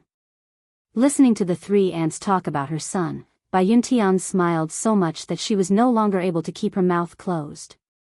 She took great pride in her son's outstanding talent, and also because of her son, her status rose greatly within the Qinhuang clan. Even the elders of the Qinhuang clan would treat Bai Yuntian with a respectful tone.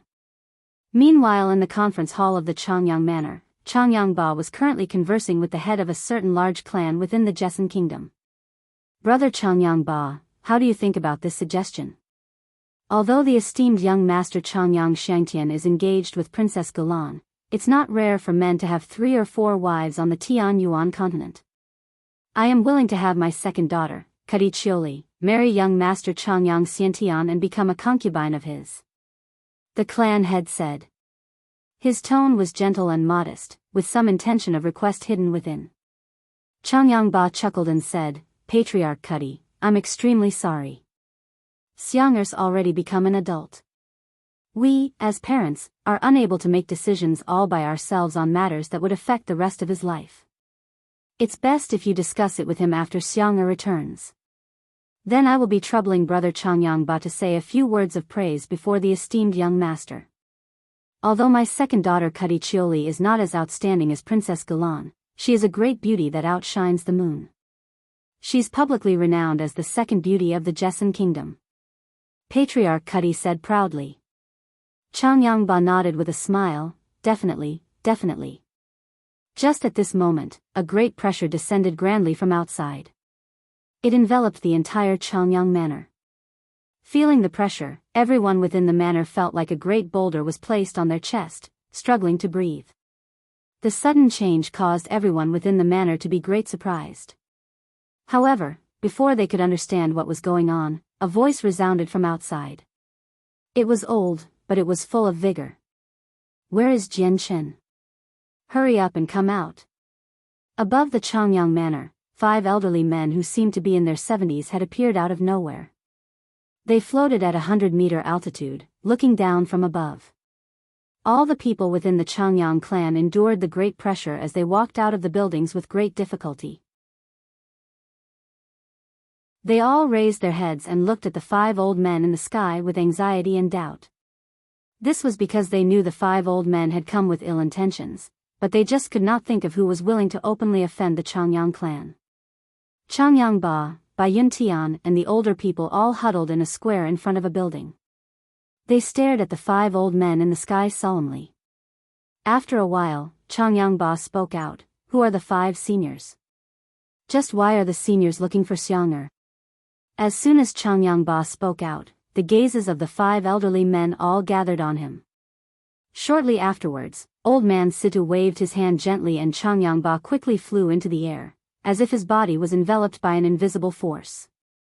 "Patriarch!" All the guards and the elder people cried out. They were extremely worried for Qinhuang Ba's safety, afraid that something would happen to him. "Release the Patriarch."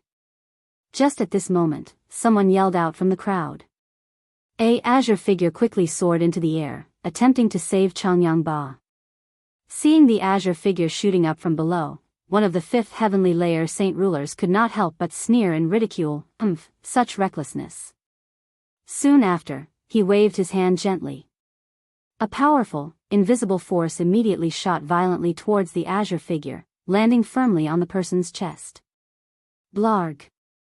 The azure figure spat out a mouthful of blood which turned into mist, falling from the sky. Afterwards, he fell down from above powerlessly, striking the ground heavily. Uncle Chang! Head housekeeper! All the people of the Qinhuang clan cried out. They were all struck by fear and trepidation. Uncle Chang was a powerful heaven saint master, yet he was actually struck down so easily by the 5 old men in the sky. It caused everyone to be drowned in disbelief. Seeing how housekeeper Chang was injured with just a single blow, the tightly bound Qinhuang Ba paled greatly from shock. He looked at the 5 old men, his gaze filled with stupefaction. The strength of the old man who had just struck out caused him to feel waves of terror. This was because Qinhuang Ba knew very well that with housekeeper Chang's strength, even 6th cycle heaven saint masters would struggle to injure him so easily. As for the old man who had just struck out, it was just a casual wave of his hand. Shortly afterwards, Qinhuang Ba seemed to think of something. 2 words were choked out of his mouth with great difficulty: Saint Ruler. Old Man Siddha stared at Qinhuang Ba with a sneer. Not bad at all. You know quite some things to be able to guess our strength. You must be the patriarch of the Qinhuang clan, as well as Jian Chen's father. Tell me where Jian Chen is. Patriarch Qinhuang, as long as you obediently answer our question, we will not harm you. After all, not only does killing you fail to give us any benefits, it'll increase our sins, allowing celestial decay to occur sooner. Old Man Matting chuckled coldly. With Jian Chen's father in their control, he did not believe that they would fail to find Jian Chen.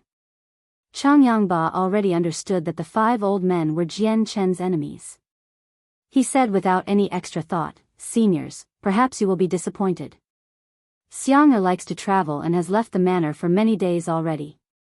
Even I, his father, have no idea where he is currently. Looks like you don't want to tell us." Old Man Situ's expression became overcast.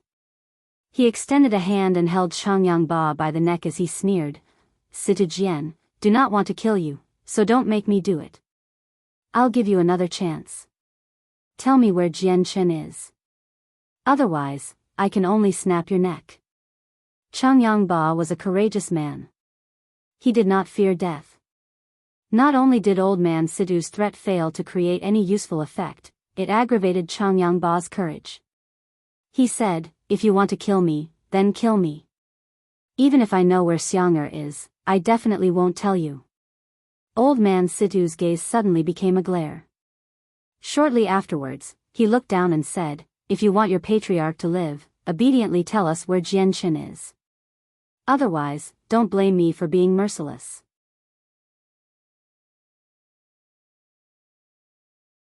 Chapter 7:16, Loss of Parents, 3. The entire Qinhuang clan fell into a deathly silence.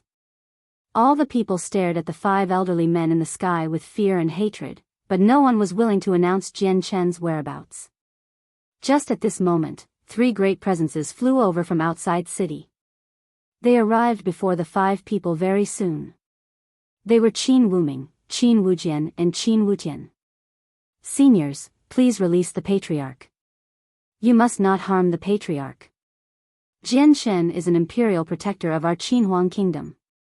If Imperial Protector Jian has some misunderstandings with seniors, we hope that everyone can sit down and talk over it, and not fall out just because of some small things."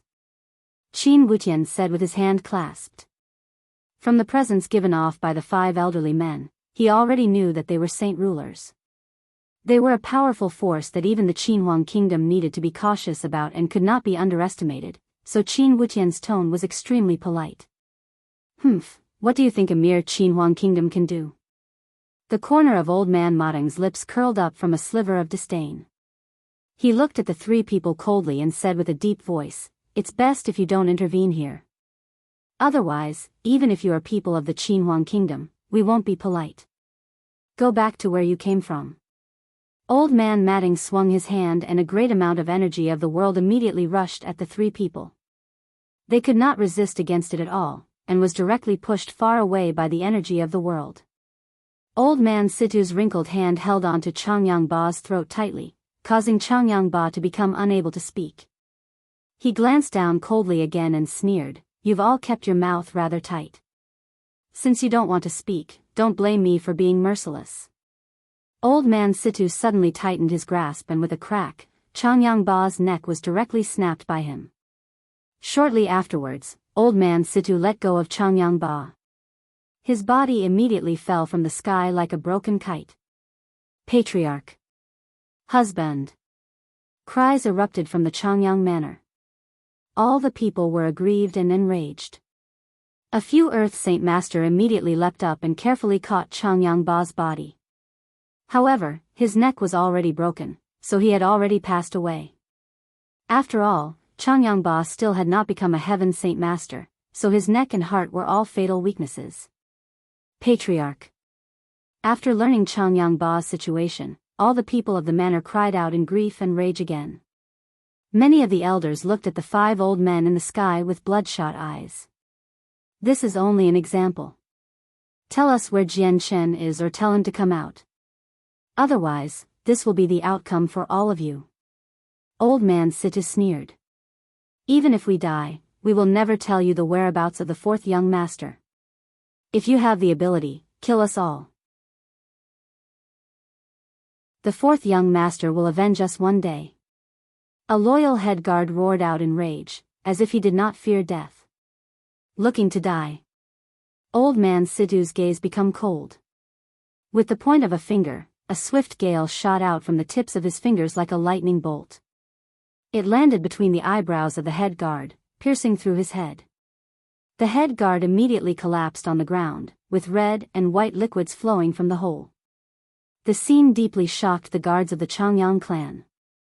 All of them stared at the 5 elderly men in terror. They could not help but take a few steps back.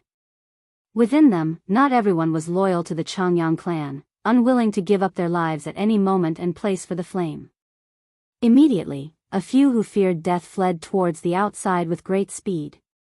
They wanted to leave, to avoid the disaster. "Don't think any of you can leave without telling us Jianchen's whereabouts." A 5th heavenly layer saint ruler sneered in the sky.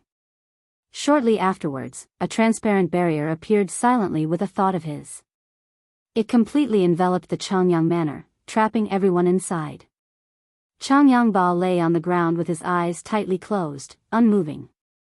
Bai Yintian, Yu Fengyan, Ling Long and Bai Yushuang gathered around him. They were all extremely pained and grieved to the extreme. Old Man Sidhu's glance landed on the four women. The corners of his lips curled into a sneer, and shortly afterwards, he swung his hand gently. An invisible force immediately tightly binded the four women, before dragging them into the air with great speeds. "Speak, where is Jian Chen? Otherwise, don't think any of you can live." Old Man Sidhu sneered. In order to find Jian Chen, he had already decided to start a massacre. Although it was said that saint rulers would suffer celestial decay sooner from committing overly great sins, that was only when they killed countless people. After all, a fight between saint ruler would cause too great of a commotion. If two saint rulers were to go full out in a packed city, they could easily destroy the entire city. As for the millions or even tens of million citizens of the city, they definitely would not be able to survive. Only under situations like that would celestial decay occur. However, if it was just killed several dozen or several hundreds of people, there was no problem at all. Old Man Sidhu stared cold at the four women. He sneered, "Tell me the whereabouts of Jian Chen. Otherwise, don't think any of you can live. I'm Xiang'er's mother. If you want to kill, kill me. The others have nothing to do with it. Don't bring innocent people into this." Bai Yintian stared at Old Man Sidhu. There was no fear within her eyes at all. Hearing that, Old Man Sidhu's interest was piqued. "You're Jian Chen's mother? Good, very good. If I kill Jian Chen's mother and father, I don't believe he'll fail to appear." Killing intent rose up in Old Man Sidhu's eyes. He did not show any compassion towards the woman. As he clenched his wrinkled hand, it broke Bai Yintian's neck. "Fourth sister! Fourth madam!" Cries erupted from the surroundings once again. Many of the older people and loyal guards wept in pain, while the other three women also became sorrowful. "You're next." Old Man Sidhu did not give the people any time to recover. He stared coldly at the three remaining women and said, "I'll give you one last chance. Tell us Jian Chen's whereabouts, or you'll have the same outcome as Jian Chen's mother and father. If you want to kill, then do it. Keep dreaming about getting Shangtian's whereabouts from me. Even if I, Yu Fengyan, die, I will not tell you." Jian Chen's second aunt stared hatefully at Old Man Sidhu as she gnashed her teeth. She already hated Old Man Sidhu to the core. "Very well, then you will the third one to die." Old Man Sidhu's expression became overcast as he grabbed Yu Fengyan by the neck with his wrinkled hand. However, just when he was about to snap Yu Fengyan's neck, there was a sudden change in the situation. The space before him suddenly ripped open and a red flash shot out of the crack, shooting towards the center of Old Man Sidhu's eyebrows.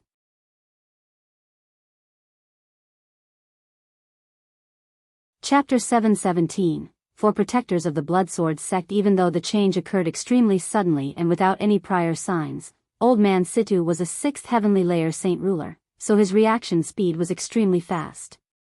He immediately released Yu Fengyan before flying back by 100 meters in a flash. The speed of the red light was also extremely fast. It seemed to exceed the speed of lightning, following Old Man Sidhu closely as he retreated 100 meters, directly piercing at the center of Old Man Sidhu's eyebrows. A gleam of light flashed across Old Man Sidhu's eyes. With a sneer, the space before him immediately froze in attempt to forcefully lock the red flash midair. The red light seemed extremely small, but it carried great power. Not only did the space frozen by Old Man Sidhu fail to hinder the red light in any way, it was shattered by the energy from the red light, before continuing towards the center of Old Man Sidhu's eyebrows. However, a dark staff had already appeared in Old Man Sidhu's hands in this very moment. Grasping it with 2 hands, the staff immediately began to radiate with a dark light after an explosive shout. It was thrust at the red light with great speed. Ding! With a clear sound, the dark staff and the red light collided. The red light was immediately knocked away.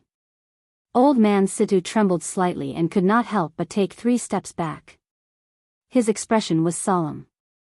The transparent barrier that enveloped the Qinhuang manor suddenly broke. Shortly afterwards, a middle-aged man in blood red, long robes appeared out of nowhere 100 meters away. He casually extended both hands to catch the red light. At that moment, the red light that had attacked Old Man Situ could be clearly seen. It was actually a conical awl, around 4/3 of a meter long and a finger thick. The middle-aged man floated mid-air like a demon god.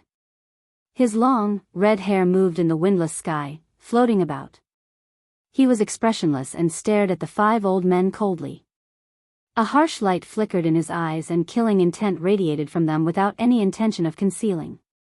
As for the long awl in his hand, it seemed to be dyed blood red, giving off a demonic red glow.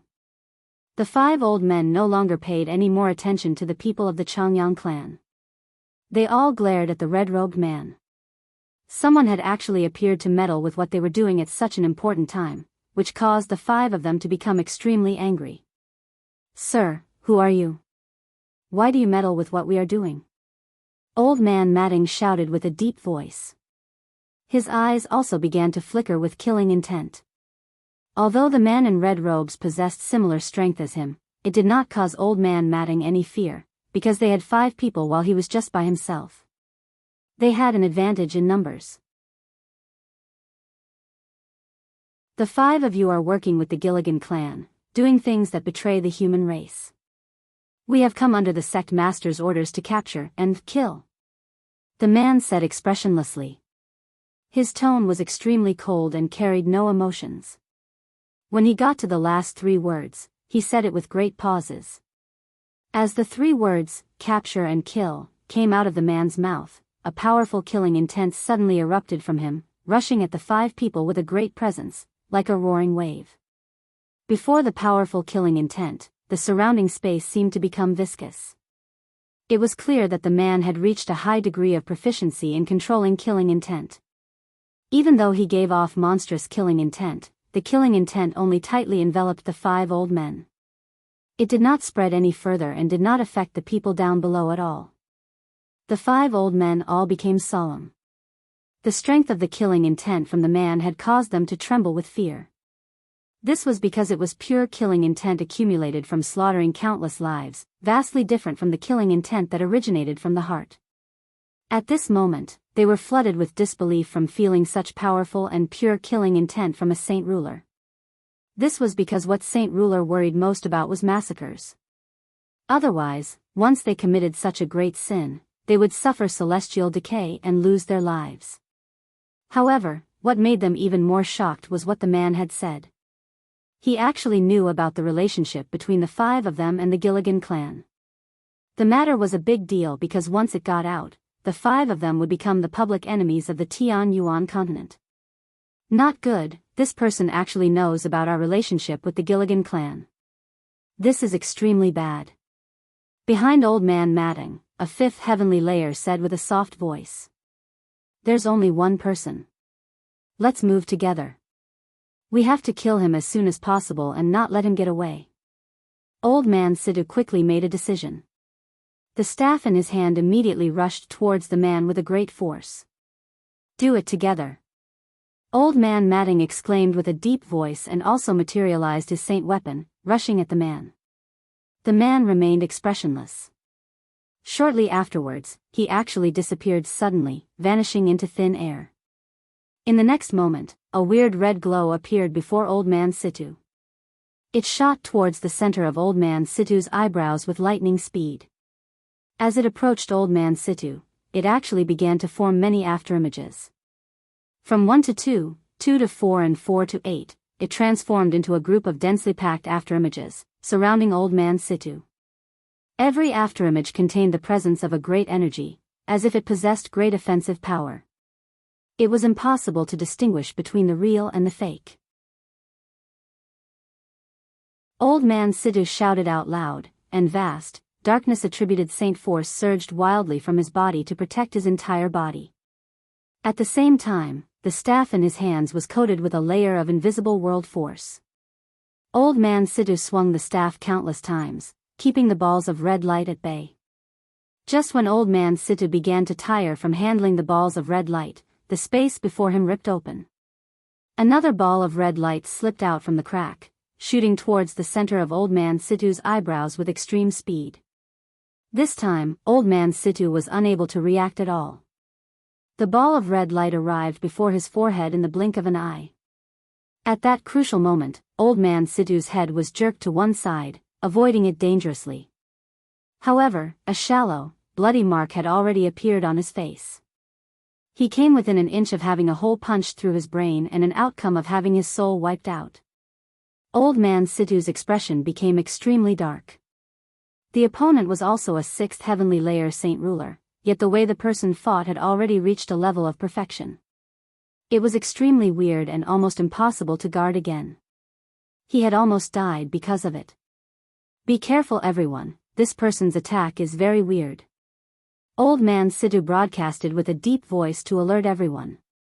The man appeared on the other side of Old Man Situ and the red ball of light that had left a bloody mark on Old Man Situ's face returned to his hand. It transformed into a long awl. However, the man began to move once again not long after. With a single movement, he transformed into many afterimages as he rushed at the 5 old men. He directly thrust the blood-red awl in his hand towards Old Man Situ. Old Man Situ had already raised his vigilance to the limit. He moved along with his 4 companions, all moving towards the man from different directions. The terrifying power from the saint weapon shook up the surrounding space to prevent the man from disappearing again. A bitter smile of mockery formed from the man's lips. He ignored the attacks from the 4 other people, locking tightly onto Old Man Situ. However, just at this moment, a change to the situation occurred. 3 balls of red light appeared strangely behind the 3 fifth heavenly layer old men and passed through their backs with speed as swift as a lightning bolt. Afterwards, the 3 balls of red light immediately gathered together, rushing towards Old Man Matting with great speed. When the 3 fifth heavenly layer old men were struck by the red light, they all vomited blood. They were swamped with disbelief. With their strength, they could not feel anything unusual behind them. The attack of the red balls of light seemed to appear out of nowhere. If they had not seen it with their eyes, they would struggle to believe it even existed.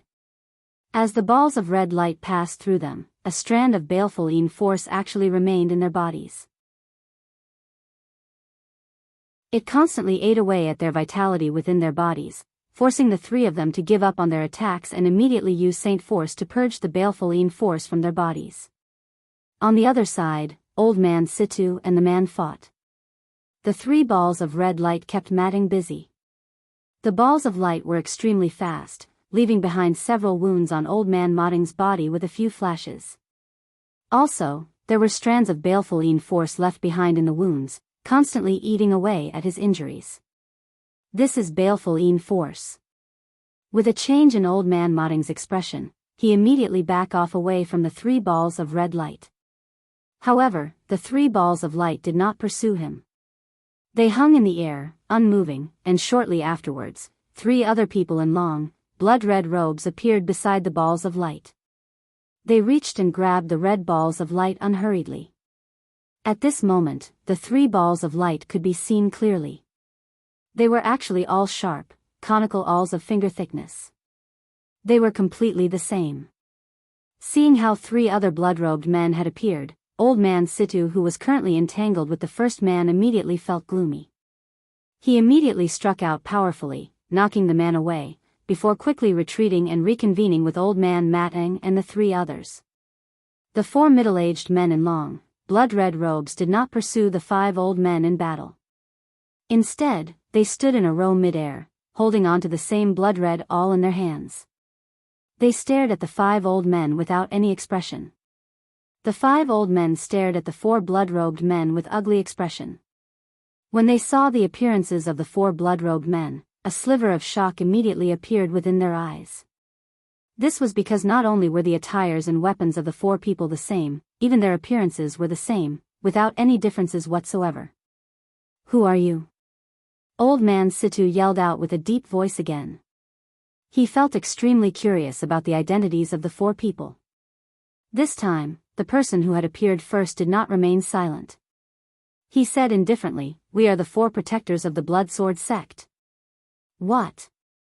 The Bloodsword Sect?" The expressions of the 5 old men changed greatly.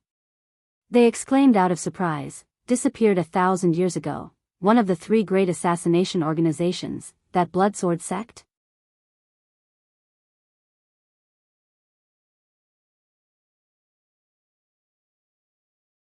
Chapter 7:18. The Welling of Sorrow. Not only did the 5 elderly men know about the Bloodsword sect, they also knew just how powerful the Bloodsword sect was. It scared the 5 of them very much. "Not good, they're actually from the Bloodsword sect. Let's go," Old Man Matting exclaimed without any further thought. Before he had even finished speaking, he began to flee into the distance at a great speed. "Let's go." Old Man Situ yelled loudly and also began to flee. The remained 3/5 heavenly layer old men naturally did not dare to stay for any longer, fleeing into the distance almost simultaneously with Old Man Situ. "The sect master has orders to capture and kill the 5 of them. Pursue them," the man who had appeared first of the 4 said coldly. Afterwards, they all turned into streaks of red light simultaneously to pursue the 5 men, disappearing into the distance in the blink of an eye. Although the appearance of the 4 protectors from the Bloodsword sect had saved the Qinhuang clan, those in the Qinhuang clan did not feel a sense of joy from surviving the disaster. Instead, they were all heavy-hearted. The entire Qinhuang manor was flooded by a dense feeling of sorrow. The guards within the Qinhuang clan were frightened to death by what had happened.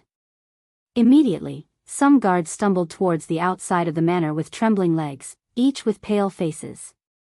Afterwards, more and more guards who feared death and did not want to be drawn into the matter all chose to leave. Most of them were guards who were hired by the Qinhuang clan with a lot of money. They worked at the Qinhuang clan, but they were not hell-bent on the job. If it were ordinary people, they would charge up without fearing death and massacre bravely, but the people the Qinhuang clan had provoked were saint rulers.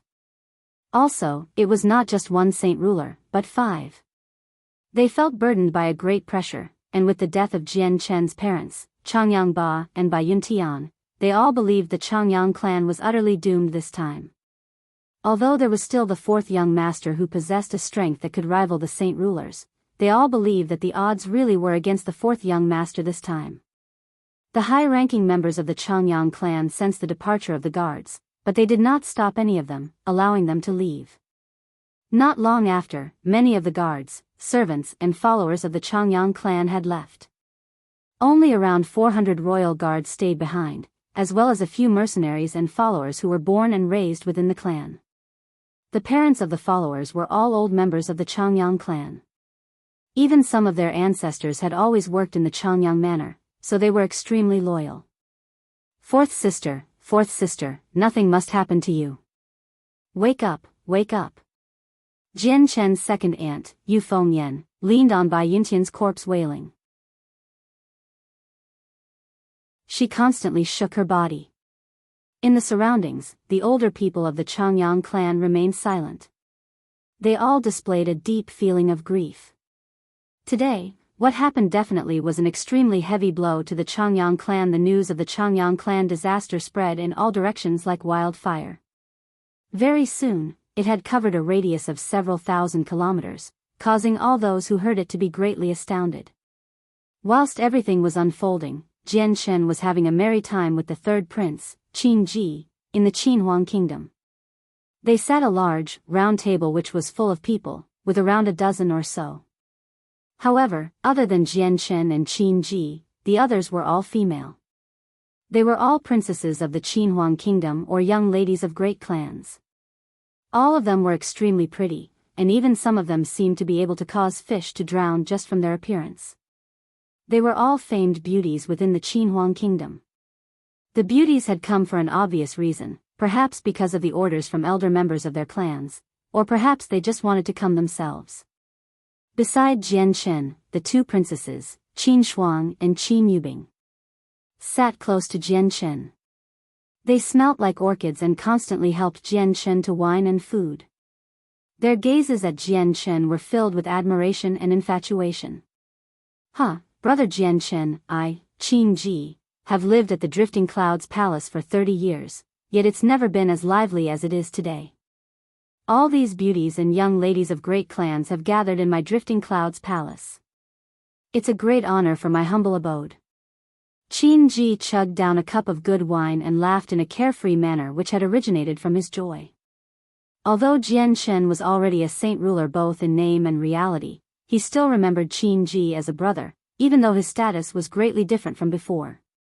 It moved Qin greatly. His brother, Jian Shen, was an imperial protector of the kingdom. With a relationship like that, Qin would be full of confidence even when he spoke to his own father, the king. Qin could even feel that his father now treated him very differently, and even the eminent dukes and ministers who held great power treated him much more courteously than before. Jian Shen's face carried a warm smile. He was a person who viewed friendship with great importance.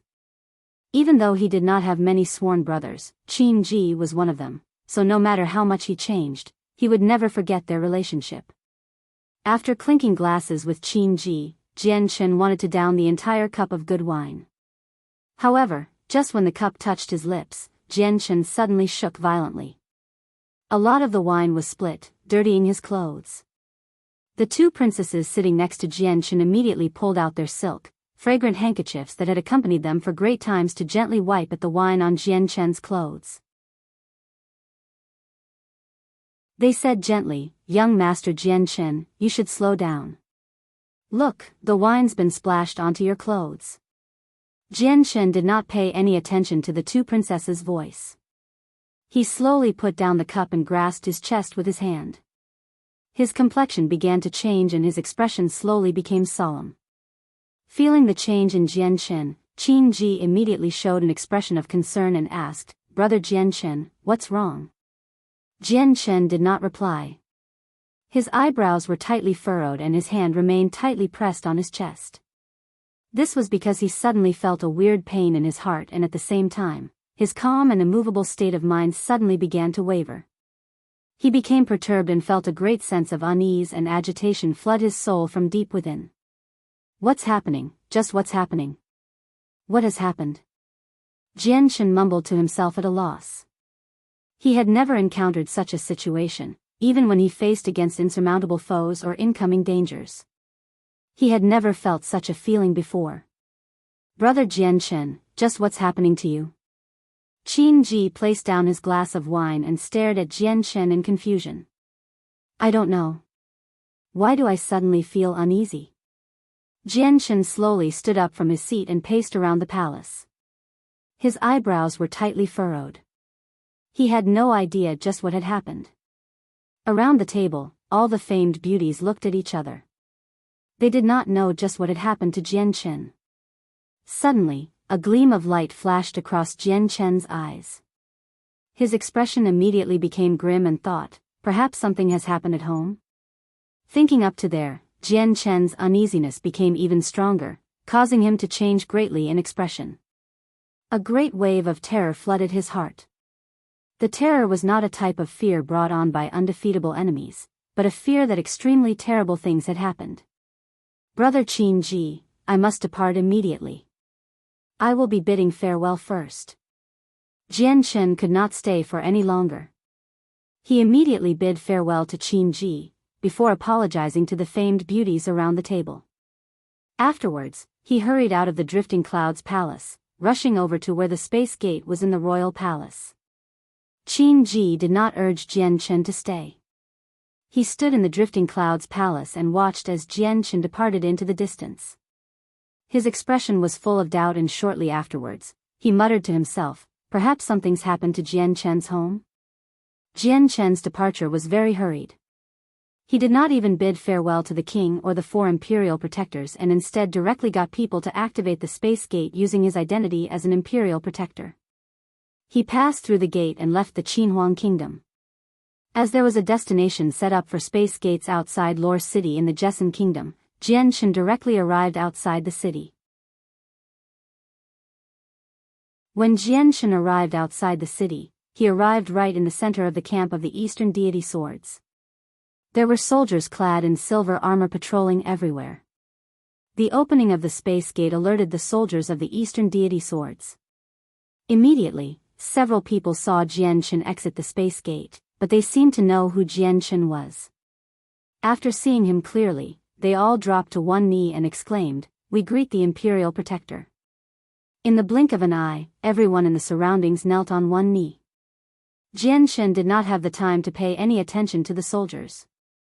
He immediately shot into the sky, flying towards Lore City. Jianchen descended from the sky in the Qinhuang manner. The moment his feet touched the ground, Jianchen seemed to have been petrified, standing there blankly and dumbstruck. In front of him, there was a ring of people composed of the elderly people and guards who had not left. As for the center of the ring, Biyao and Qinhuang lay there, eyes closed and pale-faced. All the remaining people of the Qinhuang clan gathered there. None of them spoke, feeling great remorse within their hearts. The entire Qinhuang clan was enveloped by a great feeling of grief. It was less than 2 hours since the tragedy had occurred. Jianchen stared blankly in the direction of the people. Although the center of the crowd was covered up by the surrounding people, he seemed to be able to see through the obstruction and clearly observe what was inside.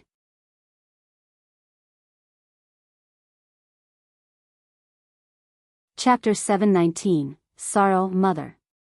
Father. After a long while, 2 painful cries came from Jianchen. Jianchen slowly walked towards the group of people with trembling feet.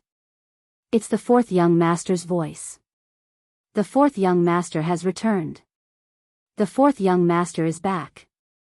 The guards that gathered together discovered Jianchen, who had appeared at a moment unbeknownst to them. They all cried out, but their voices were not filled joy like before, but rather grief and sorrow. A pathway immediately formed in front of Jianchen.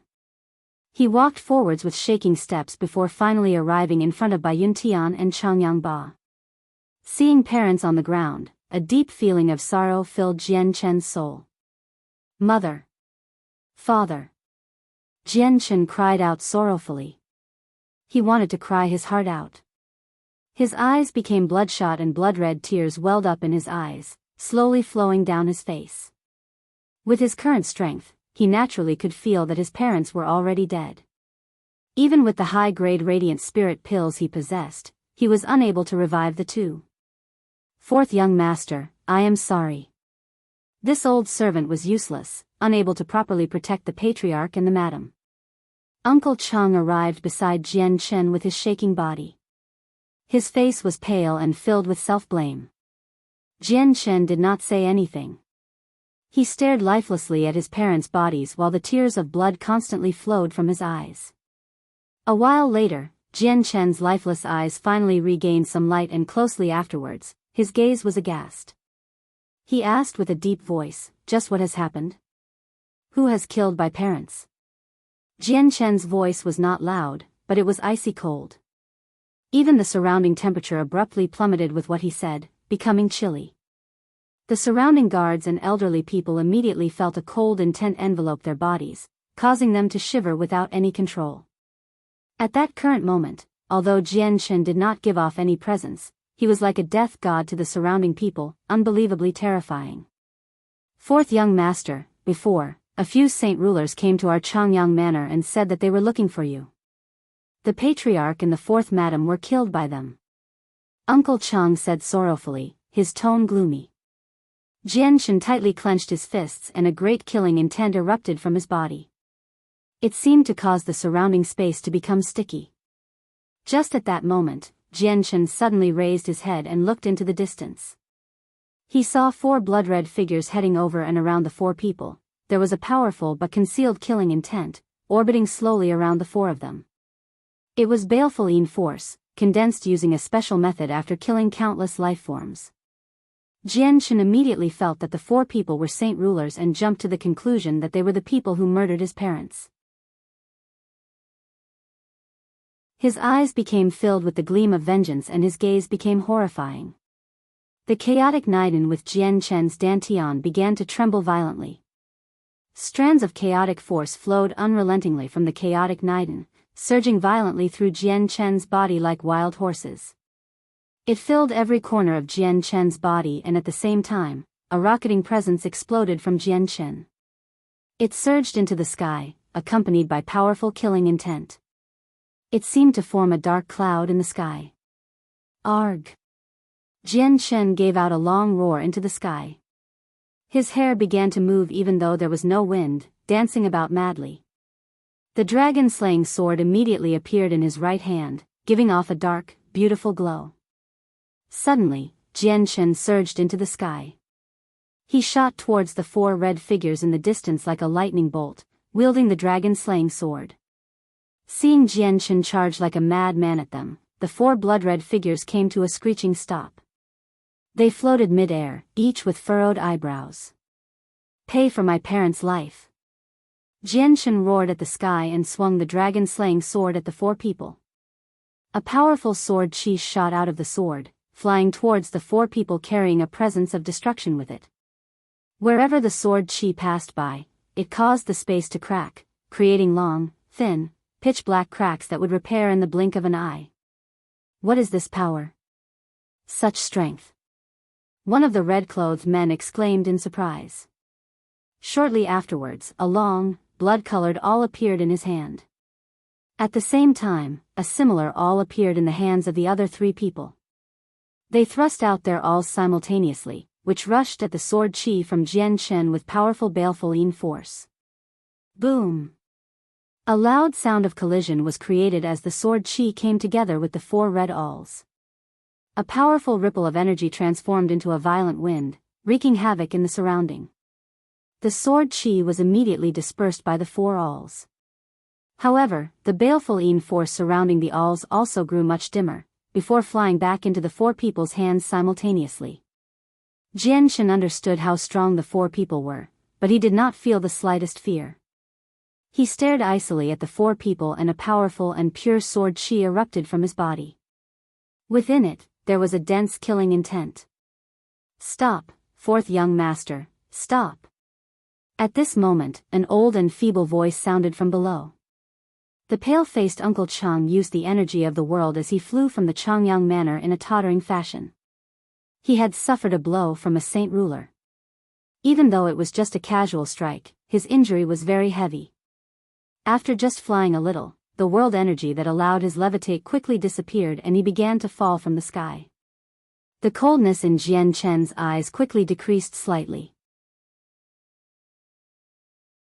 Seeing Uncle Chang fall from the sky, Jian Shen's expression suddenly changed and images of his childhood immediately floated through his head.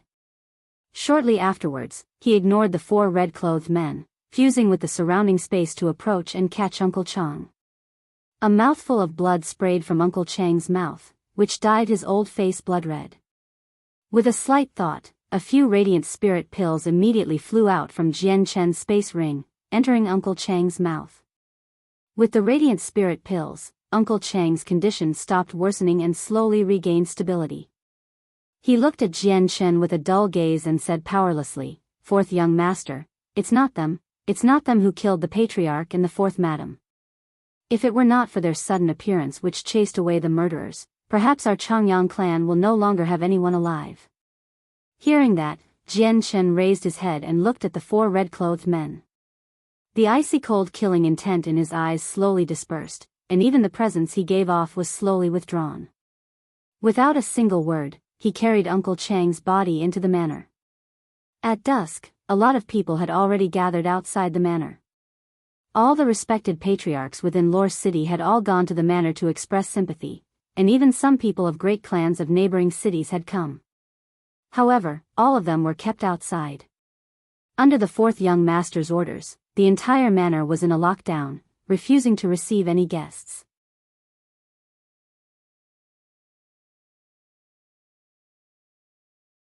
Chapter 720, Determination. Now that the patriarch of the Qinhuang clan had passed away, Jian Shen had basically become the head of the clan. Even the older members of the clan agreed to it. Under Jian Shen's command, the Qinhuang manor had gone into lockdown, refusing to receive any guests.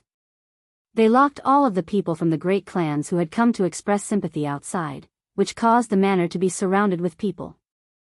Before the main entrance, it was so jam-packed that even water would struggle to flow through the crowd. Even though it was like that, those who were locked out did not dare to be resentful. Not to mention the fact that the genius of the clan was in there. The Qinhuang clan had encountered such a great disaster today, so even if they behaved unusually, or even radically, it was understandable. Within the Qinhuang manor in a large room, it was currently full with people. Basically all the old people and members of the clan had gathered there. Before everyone was a luxurious bed, where Biyao and Qinhuang Ba currently lay. Jian Chen sat blankly beside the bed. His dull eyes stared at his dead parents and he seemed to be petrified, unable to move at all. Behind Jian Chen, the sheet-white faces of Jian Chen's first and third aunt were covered with tears. They stood there silently and sorrowfully, while Jian Chen's second aunt had already cried to the point where her eyes had become red and swollen. On the side, Qinhuang who sat in a wheelchair, staring calmly at the two people on the bed. Qinhuang who was the only person who remained calm about Qinhuang Ba and Biyao death. However, the emotions in his eyes varied constantly, sometimes stricken with grief, sometimes sorrowful, sometimes lost, sometimes melancholy, sometimes dull and sometimes calm. Almost all the emotions of people flashed across Qinhuang Hu's eyes. At that moment, no one knew what Qinhuang Hu was thinking. Even though the large and luxurious room was filled with people, it was unusually silent. The atmosphere was extremely heavy. The news about the deaths of the Qinhuang clan patriarch and Qinhuang Shangtian's mother continued to spread further. On the second day, the king of Jessan Kingdom had arrived at the manor with commander of the imperial guards, Biyao, under the accompaniment of a heaven saint master. 2 hours later, the principal of Kargath Academy, Kafir, had also come to the Qinhuang clan. Afterwards, basically all the respected people within the Jessan Kingdom had gathered in Lore City. What happened with the Qinhuang clan created a very great commotion. The people had come to confirm the reality of the news, as well as to express sympathy.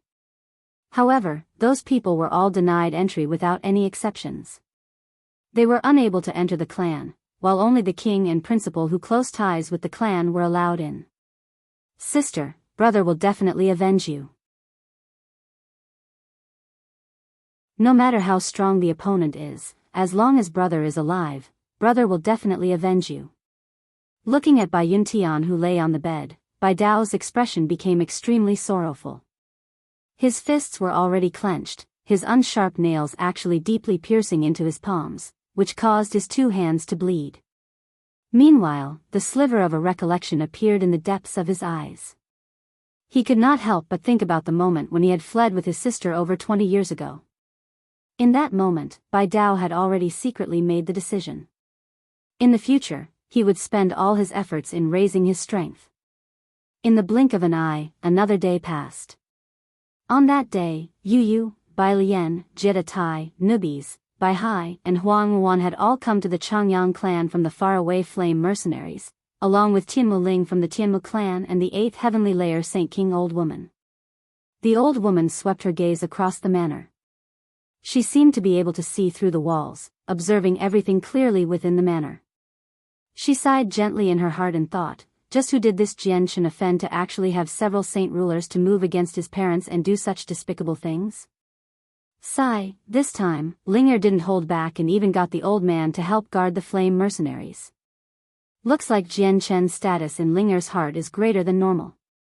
However, my Tianmu clan has helped Jian Chen greatly this time, and I don't think Jian Chen will forget. The matter about the tungsten alloy mine should be easier to handle now. The old man thought of by the old woman was Tianmu Ling's grandpa Jun. He was a powerful 9th heavenly layer saint ruler, and was an old couple with Tianmu Ling's grandma Wang. After understanding the situation with Biyao and Qinhuang Ba, Bailian and Yu became extremely sad, especially Bailian. She became so stricken with grief that she fainted. As for Baihai, the founder of the Bai family, he struggled to suppress his rage and declared on the spot that he would personally tear the 5 murders to pieces. After all, Biyao was one of the few descendants of the Bai family. Her departure caused great sorrow to Baihai. The Qinhuang clan did not hold a glorious funeral for Qinhuang Ba and Biyao. The older members constantly brought it up, but they were all shot down by Jian Chen. They all felt extremely helpless. Jian Chen stayed within the room for 3 days and only then did his state of mind recover from the rage and sorrow from before, returning to calmness. 3 days later, most of the people had already left the room with only a few remaining. Jianchen finally moved from the posture he had held for 3 days. He walked up to the bed step by step, and gently pulled up the blankets for his parents. He said softly, "Mother, Father, I will definitely revive you." Jianchen's gaze suddenly became resolute. He knew that not only did powerful radiant saint masters possess the power of regrowing limbs, they would even revive the dead. Hearing what Jianchen said, the perplexed gaze of Qinhuang who quickly disappeared. It was replaced by peace, without any sorrow or any joy. It did not even seem to carry any signs of emotion, becoming terrifyingly calm. "Brother, it'll be all up to you for father and fourth aunt," Qinhuang who said softly to Jianchen. Jianchen stared deeply into his brother's eyes. He nodded and said, "Brother, don't worry. I swear that I'll revive mother and father." In that moment, Jianchen's decision to go to the Holy Empire to break through Class 6 became even more resolute. Jianchen comforted the grieving Bai Lian slightly, before leaving the room. When he arrived in the guest room, he immediately met Tian Muling and the old woman. However, Jianchen just was not in the mood to discuss with them at that moment. He left the room after just some small conversation, going outside to catch some fresh air. Outside, Jianchen's gaze suddenly gathered and landed on the 4 middle-aged men in blood-red clothes close by. The 4 men currently stood beside each other with their eyes closed and arms crossed. Although they stood ordinarily there, they seemed to carry the presence of the world, as if they were fused with the world. The guards of the Qinhuang clan all knew how powerful the 4 men were, so even though the Qinhuang manor was in lockdown, they did not dare to chase away the 4 men. During that time, some of clan elders even went up courteously to thank them, but the 4 men were very cold. They did not pay any attention to the elders expressing gratitude, not even opening their eyes. Jianchen stared and observed the 4 red-clothed men. From the identical appearances of the 4 people, he could already roughly guess that if the 4 had not undergone any manipulation in appearance, there were definitely rarely seen quadruplets. Chen did not know the identity of the 4 men. However, they had saved the Qinhuang clan when it was in trouble and helped the Qinhuang clan avoid a tragedy, which made Jianchen feel grateful. Just when Jianchen went up to thank the 4 of them, they suddenly opened their eyes and looked at Jianchen simultaneously. There were no emotions in their eyes at all, only coldness and indifference. "Jianchen, the 4 of us have waited until now is because the Sect master has sent you a message. The Gilligan clan king has already sent several powerful humans against you, and he wants you to be more careful." Jianchen heard a cold and indifferent voice. This was the voice transmission that only saint rulers could use. As soon as the message reached the end, the 4 men seemed to have a spiritual connection, turning into streaks of red light and rushing into the sky. They disappeared into the horizon in the blink of an eye. Jianchen's expression became serious. He gazed deeply at the horizon where the 4 men had disappeared. The light within his eyes flickered, while his complexion fluctuated. Just who are those 4 people? Who is the Sect master they speak of, and why do they know that the Gilligan clan king wants to deal with me?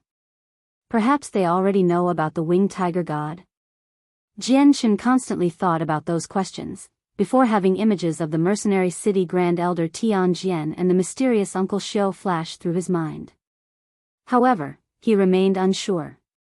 As for Uncle Xiao, Jianchen had already thought that he was a saint ruler before, because he possessed the abilities of saint rulers. However, after becoming a saint ruler, this notion began to waver, because Jianchen had always been guessing at Uncle Xiao's strength. Jianchen had never been sure whether Uncle Xiao was a saint ruler or something above a saint ruler. Uncle Xiao always brought an unfathomable but extremely ordinary feeling to Jianchen.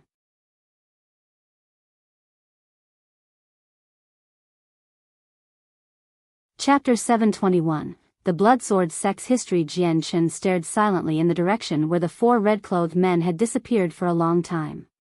His eyes constantly flickered, displaying uncertainty. "Fourth young master, we should stop grieving. The patriarch and the 4th madam have already passed away. We should quickly hold a funeral for them." At this moment, an old man arrived beside Jianchen and said softly to him. The old man was an elder of the Qinhuang clan, possessing the strength of an Earth Saint Master. Jianshan restrained his thoughts and shook his head gently. He said, "There's no need for a funeral, mother and father aren't dead. I will definitely revive them." Hearing that, the old man sighed. He thought that Jianshan had become overly stricken in grief that he became slightly confused. "Elder, just who are the 4 people who just left?" Jianshan asked softly.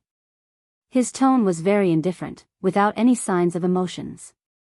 The old man thought slightly before speaking out. "Fourth young master, I'm not sure who the 4 people are.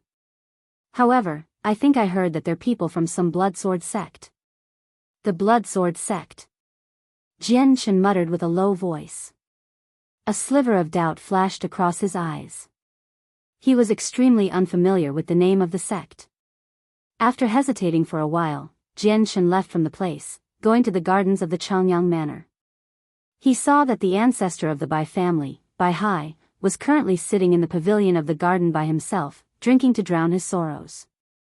Jianshan gazed at the Bai family ancestor with a complicated expression. He knew that what happened to his mother also made the ancestor rather pained. After all, the current Bai family was no longer the Bai family of the past. In other words, every descendant of the Bai family was beloved and treasured by Bai Hai. "Grandfather." Jianshan arrived in the pavilion and sat opposite of Bai Hai. Bai Hai placed down his glass of wine and raised his head to look at Jianshan. Through Jianshan's peaceful gaze, he could already tell that Jianshan had gotten over the pain from a few days ago. Bai Hai sighed softly and said, "Grandson, preserve your parents' bodies well.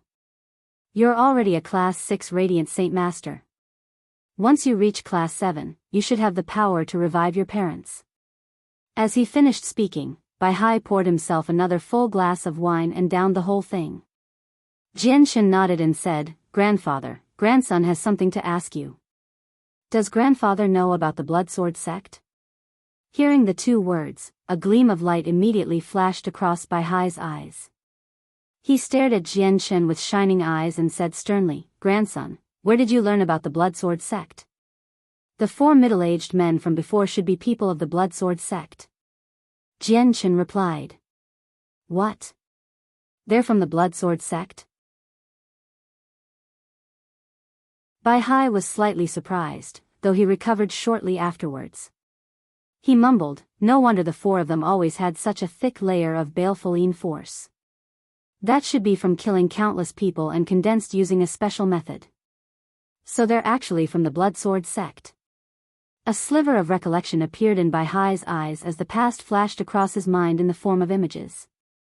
He slowly finished off his glass of wine and said slowly, "I indeed do know some things about the Bloodsword sect, though it's very limited. The Bloodsword sect is one of 3 well-known assassination organizations of the Tianyuan continent. They place second of the 3. Not only are they extremely mysterious, their strength is rather great too, standing above Hummet clans and on level ground with ancient clans. However, 1,000 years ago, there was a great war between the 3 assassination organizations for some reason, and after the war, the Bloodsword sect completely disappeared from the Tianyuan continent. Afterwards, they never appeared again. I just never thought that the 4 of them were actually from the Bloodsword sect." "Grandpa, then do you know who the sect master of the Bloodsword sect is?" Jianshan asked. Since the 4 experts were sent by the sect master of the Bloodsword sect, the sect master definitely would have some connection with Jianshan. Otherwise, why would the sect appear once again from vanishing for 1,000 years, and why would they help him and prevent a disastrous calamity for the Qinhuang clan? Bai Hai shook his head. "In that age, I was just a mere Heaven Saint Master. With the status of the Bloodsword sect master and the mysterious history of the sect, where would I get the right to learn the sect master's name? Not many people know the sect master's name on the Tianyuan continent, though I just happen to be one of them." At this moment, an old voice echoed from somewhere nearby. Jianshan saw the old woman referred to as Grandma Wang by Qinhuang slowly make her way towards the pavilion with her cane. Jianshan and Bai Hai both stood up immediately, clasping their hands at the old woman at the same time. "I greet Senior." Wang Yanhong chuckled, "No need to be so polite. I've eavesdropped the conversation between the two of you without permission, so please forgive me. However, I do know quite some things about the Bloodsword sect you've mentioned, Jian Chen. Jian Chen hurried to invite the old woman into the pavilion courteously.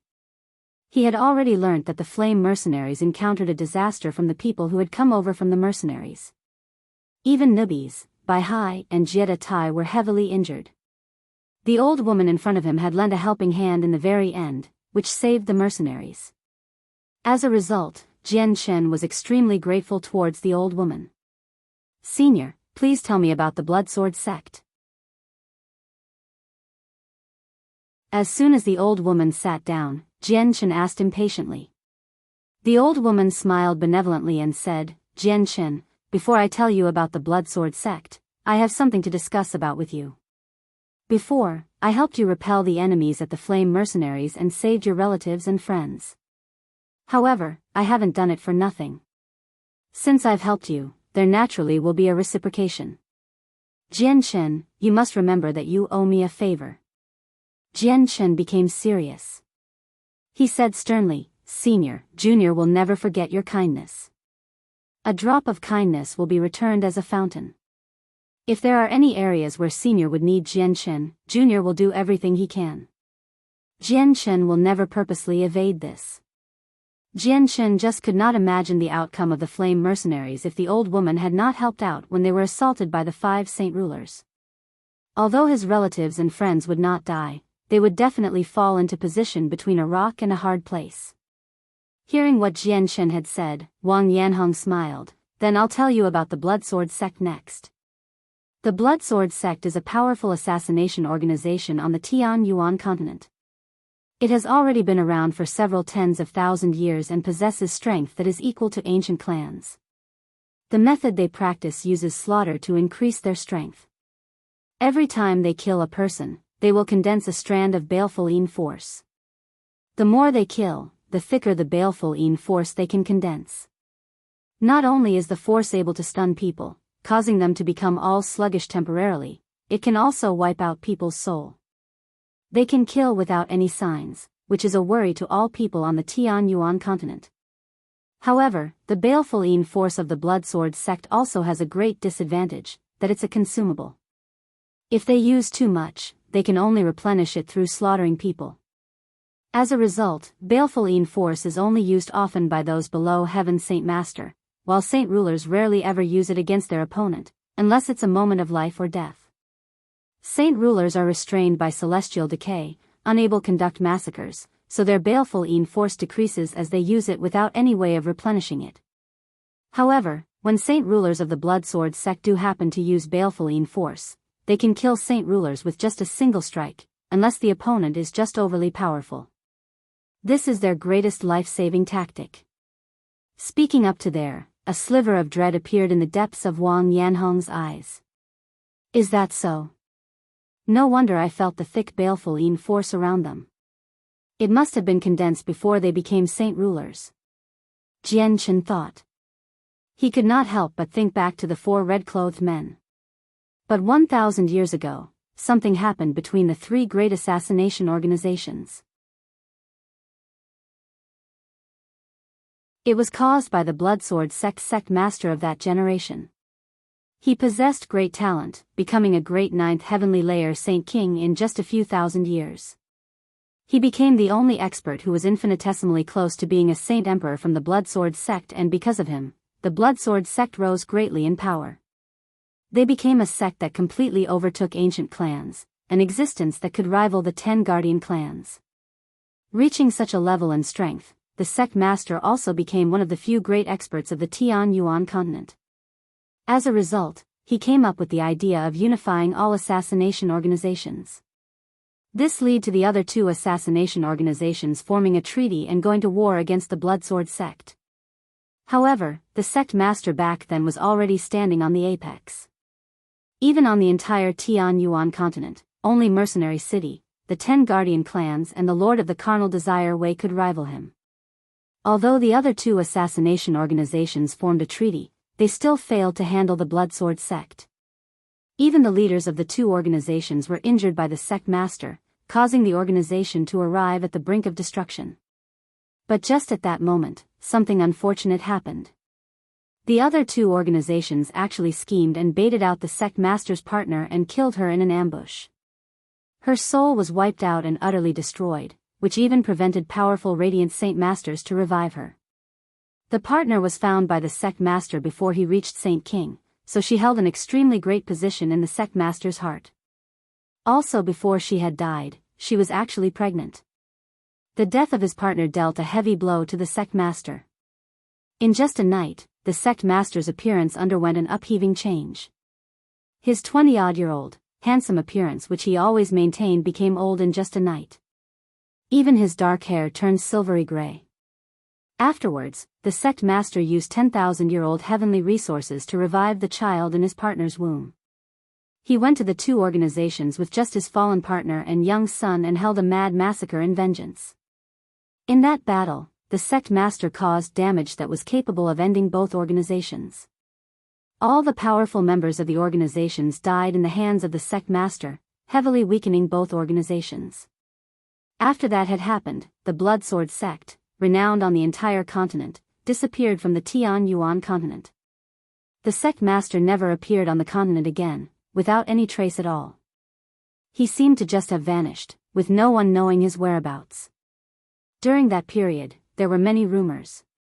Some said that the sect master had fallen from celestial decay due to the great massacre he had committed. Some said that the sect master had become overwhelmed with grief and went on to follow his dead wife. There were also others who said the sect masters had already retired from the continent, living a life of no worldly affairs. But no matter how exaggerated the rumors were, the sect master has never showed up on the continent even until now. No one knows whether he's retired or gone to chase after his wife. Senior, then do you know the name of the sect master? Jian Chen's tone was rather urgent.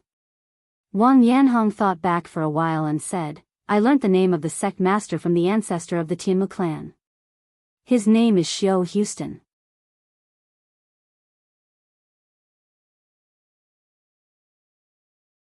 Chapter 722, The Mysterious Group in the Mountain Range of Magical Beasts, Xiao Houston. Jian Chen muttered.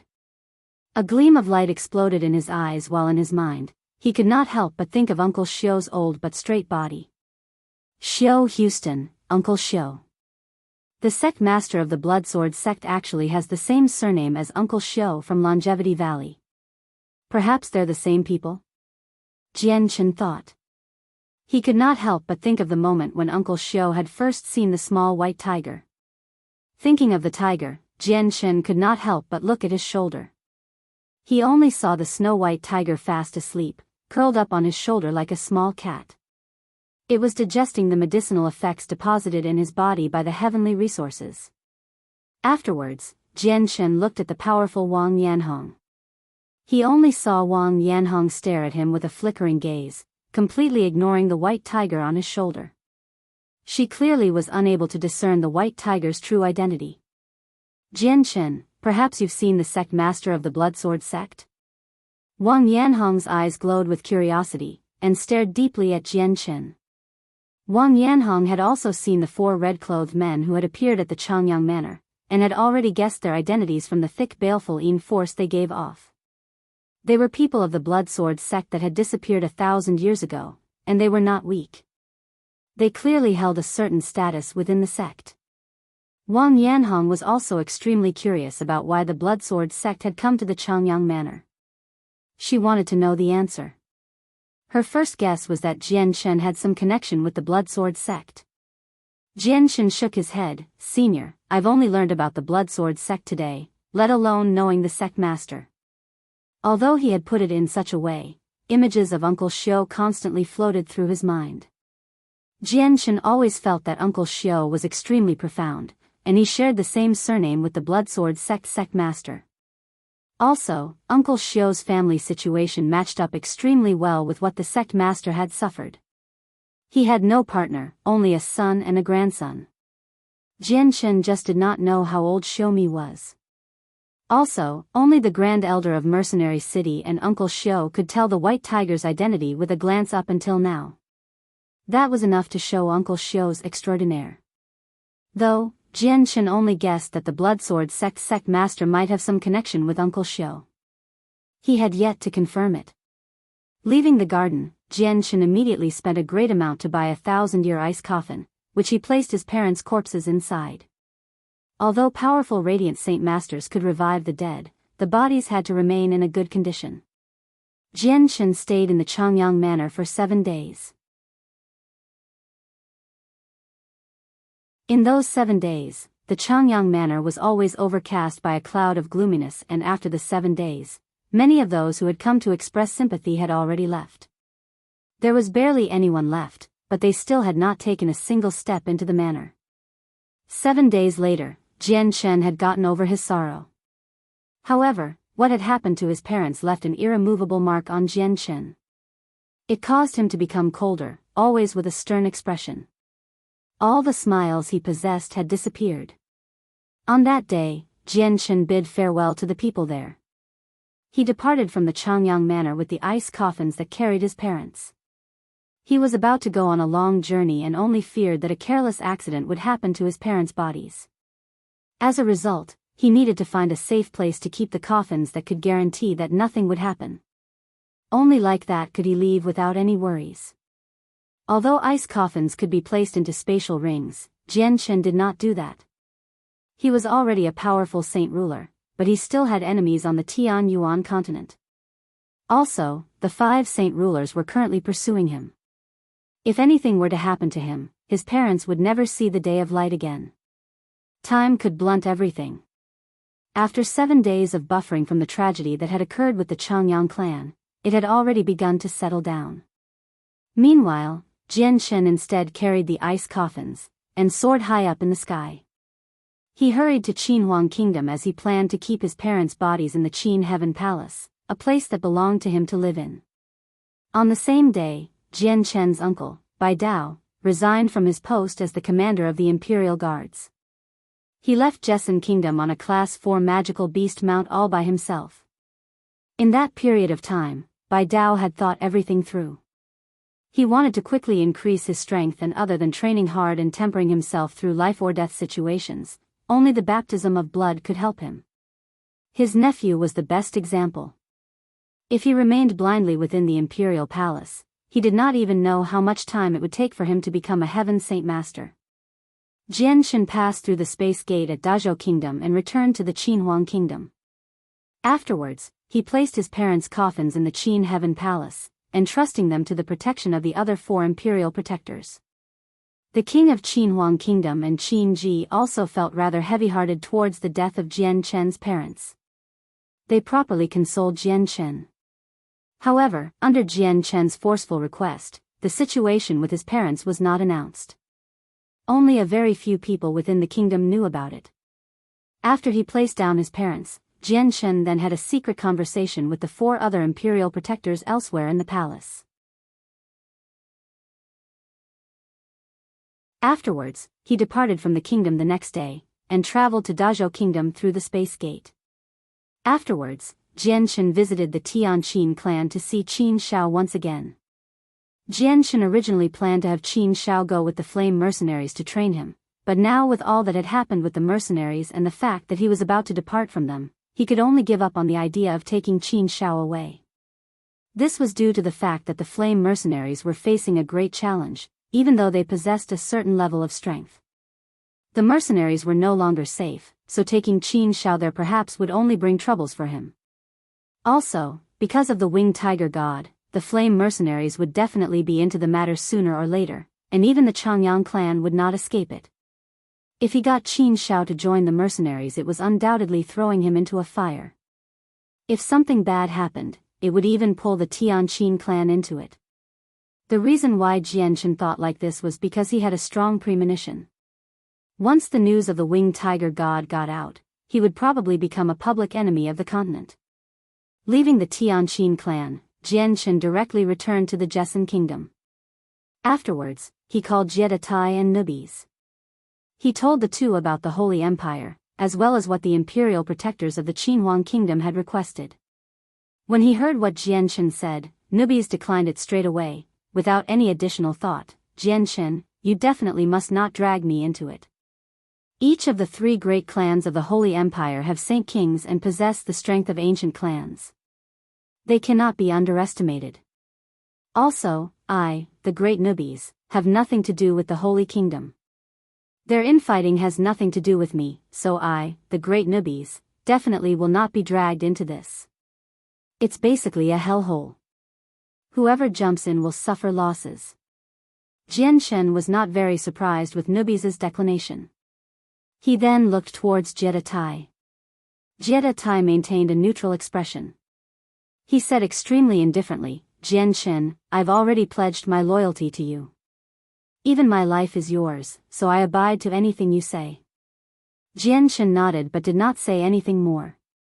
Jiedatai's behavior had allowed him to rise to a great place in Jianshen's mind.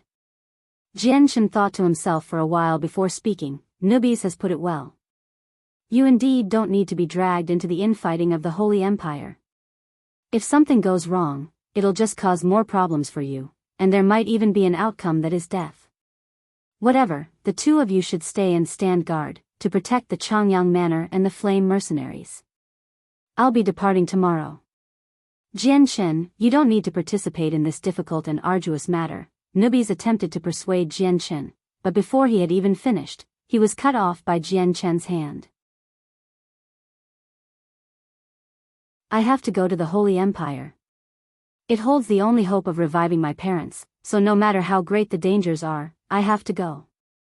Jianshen's tone carried a determination that had never appeared before. The morning of the next day, Jianshen bid farewell to everybody before he departed from the Qinhuang Manor. Jianshen transformed into a bolt of lightning in the sky, and arrived at the borders of Jessen Kingdom very soon. Afterwards, he traveled another few thousand kilometers, entering Blue Wind Kingdom. Within the Blue Wind Kingdom, there were plenty of mercenaries and merchants in different attires who constantly entered and exited the third-class city, Wake City. Around 20 kilometers from Wake City, there was a great mountain range. It was the mountain range of magical beasts. In that period of time, there was always a rumor that floated about in Wake City. In the depths of the mountain range of magical beasts, there was a mysterious group. No one knew where the mysterious group came from, nor did they know the identity of the group. They only knew that each member possessed extremely great strength, and that they always moved around in the mountain range, specifically hunting high-class magical beasts. They never left the mountain range and rarely ever went to the outskirts either. Also, in the recent times, there would always be earth-shaking magical beast roars coming from the mountain range in the middle of the night. It would echo throughout the entire city. Also, occurrences like that had already happened plenty of times. Meanwhile, the great Saint Master who lived in Wake City could discern from the roars if they originated from Class 5 magical beasts. Not long afterwards, a mercenary group emerged from the depths of the mountain range in horrible condition. They brought out hair-raising news. In the depths of the mountain range, the nameless experts of the mysterious group beheaded a Class 5 magical beasts with just a single strike.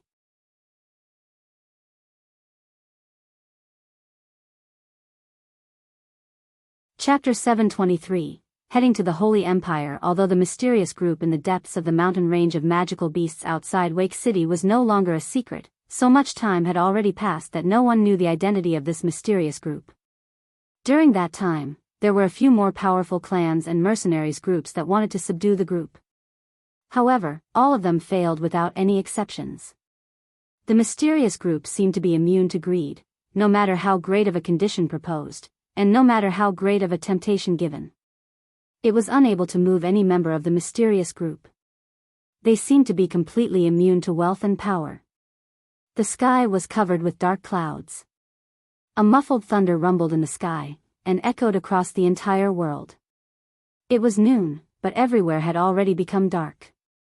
Not long afterwards, pea-sized raindrops fell madly from the sky. The world began to pour with rain, and the originally bustling Wake City immediately became cold, with no one on the streets to be seen. There was only rain, and it washed the dirty streets created by the mercenaries. At that moment, in the peaceful sky above Wake City, a crack suddenly appeared in the dense, dark clouds. A sliver of blue light shone through it, and underneath the thick clouds, a person appeared out of nowhere. Thunder rumbled in the sky. A flash of lightning shot across the sky with dazzling radiance, and created a web below the clouds. The person wore light blue, long robes. When the surrounding rain approached him, it was dispersed by an invisible force, unable to reach him at all. He stood underneath the lightning, and observed the area below. He seemed to ignore the deafening thunder and streaks of lightning from the surroundings, similar to a god. He was Jian Chen, who had come from Jessen Kingdom. Jian Chen floated in the sky. His presence enveloped the entire city, and after a while, he slowly opened his eyes. Through the mist in the distance, he could vaguely see the mountain range. He mumbled to himself, if they're not in the city, then they must be in the mountain range. As soon as he finished speaking, Jian Chen turned into an afterimage, and disappeared from the sky. He had already flown to the mountain range that was 10 kilometers away with a speed almost invisible to the naked eye. In the depths of the mountain range, a dozen or so large tents were set up under a towering old tree. Outside the tent, there were several big, bare-chested men standing in the rain, keeping guard. Their swift and forceful gazes were filled with a fierce light. They clearly were not simple people. At that moment, in the most center tent, there were 9 people around a large round table, eating roast magical beast meat as they talked. Signorin, Yunzheng, it's all thanks to your help that my brothers could escape, terrified but unharmed from the magical beasts. An old man raised a glass of wine and said sincerely to the big man and gentle-looking middle-aged man who sat on the opposite side. Kai you don't need to thank me. Yunzheng and I were secretly sent by Captain Jian Chen to protect you. Captain Jian Chen's request was that every single one of you needed to remain alive under no exceptions. Originally, Yunzheng and I always protected you from the shadows, but who thought that after you guys became Earth Saint Masters, you actually discovered us? Signorin laughed aloud, his bald head gleaming. Signorin has put it correctly. Protecting you was only our orders, but now you guys have all become Earth Saint Masters, and also mastered a wondrous technique that can make people's battle capability increase by several-fold abruptly. Also, every one of you have battle skills, and your overall strength is not any weaker than the 2 of us. If we continue to stay here, we won't be of use anyway. Yunzheng said with a smile. Those people were the core members of the Flame Mercenaries that Jian Chen initially then into the mountain range to train. Every single one of them was undergoing life-or-death training and was extremely loyal. They were reliable, as well as the first group of elites that Jian Chen really trusted and spent a great fortune in raising. When Jian Chen left before, he left behind great amounts of monster cores and various battle skills. After the period of training and growth, every single member underwent an upheaving growth in strength. 7 of them had even become Earth Saint Masters, while the remaining dozen or so had reached Great Saint Master. There were no longer any Saint Masters. Listening to what Yunjing said, the people in the tent all pondered silently. Charles said, "Brother Yunzheng is right. This mountain range of magical beasts is just too small, with the strongest magical beasts only being Class 5. In this period of time, there aren't many Class 5 magical beasts left after we killed a few. With our current strength, it's pointless to stay any longer. My brothers have already gotten a good grasp with the human tier battle skills, and with the heaven stolen fortune from Captain, they can easily kill magical beasts that are much stronger than them. The magical beasts here no longer for any threat to us. It's just a pity that Captain is not here. Without his orders, we can't just leave here," Qinhuang said with a soft voice. After the period of violent magical beast huntings, Qinhuang had already become the person who improved the fastest in the group. Not only was he the first one to become an Earth Saint Master, he had reached the second cycle just a few days ago. Other than Yunzheng and Signorin, he was the strongest in the group.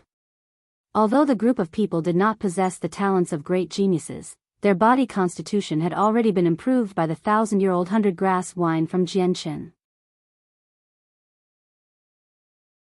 It allowed them to cultivate at speeds much greater than ordinary people, and with the period of hard training, every single one of them had great improvements. Only if the Captain was here.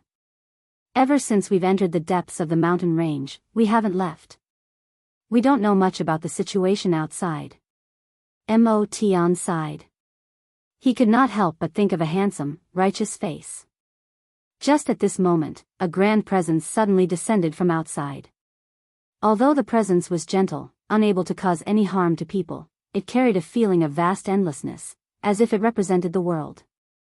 Even Earth Saint Masters felt weak like ants before the presence. What a immovable presence. Everyone within the tent suddenly became alert. They then threw away the cups in their hands, hurrying out from the tent. Rain continued to pour outside and the sky was gloomy. Yunzheng, Senior and the members of the Flame Mercenaries who recently became Earth Saint Masters all came out of the central tent together, and allowed themselves to be drenched in rain. At the same time, various other people came out one by one from the surrounding tents. They quickly arrived behind Yunzheng and the others, and looked around with solemn expressions. They were looking for the source of the presence. In just the time of a breath, the core members of the Flame Mercenaries who had originally entered the mountain range to train had all gathered together. Just at that moment, a pale blue light slashed the horizon in half. It flew over the distance like a lightning bolt, and headed right in the direction where the Flame Mercenaries were. Everyone be careful, the person's a Heaven Saint Master. Everyone's expression was filled with vigilance. Meanwhile, a thumb-sized piece of jade had already appeared in Senior An's hand. The blue figure that had cut through the sky stopped before the mercenaries in the end, floating above. There, everyone could see his appearance. Observing him clearly, everyone was slightly surprised. Their vigilant expressions immediately disappeared, replaced by expressions of joy and excitement. Captain! It's the captain! The captain's returned! Everyone cried out in excitement. They were clearly elated with Jian Chen's arrival, and afterwards, they all kneeled on one knee to welcome Jian Chen. Jian Chen's long, blue robes shook about in the violent wind, his towering body remained dry from the rain. He looked slowly at the large men below, and a faint smile appeared on his expressionless face. He said, "Not bad, well done. Looks like you've all improved greatly during this period of time." Jian Chen slowly descended, and with a thought, an invisible force immediately flooded the surroundings, pulling everyone up off the ground. Jian Chen was courteously invited into the central tent by several Earth Saint Masters. Afterwards, they gave a general report of what had happened during the years to Jian Chen. "Yes, well done. There's actually 7 of you who've become Earth Saint Masters, which has indeed created some surprises for me. With your current strength, staying here won't do you any good." Jian Chen took out a wooden box and a stack of books from his space ring. He said, "In this box are Class 6 Radiant Spirit Pills. These are some Earth-tier battle skills. You should take these and split the pills evenly between each other as a life-saving measure. As for these Earth-tier battle skills, you can learn them once you've become an Earth Saint Masters. Prepare to leave here tomorrow and go train on the vast continent." "Yes, Captain." The 7 Earth Saint Masters replied together.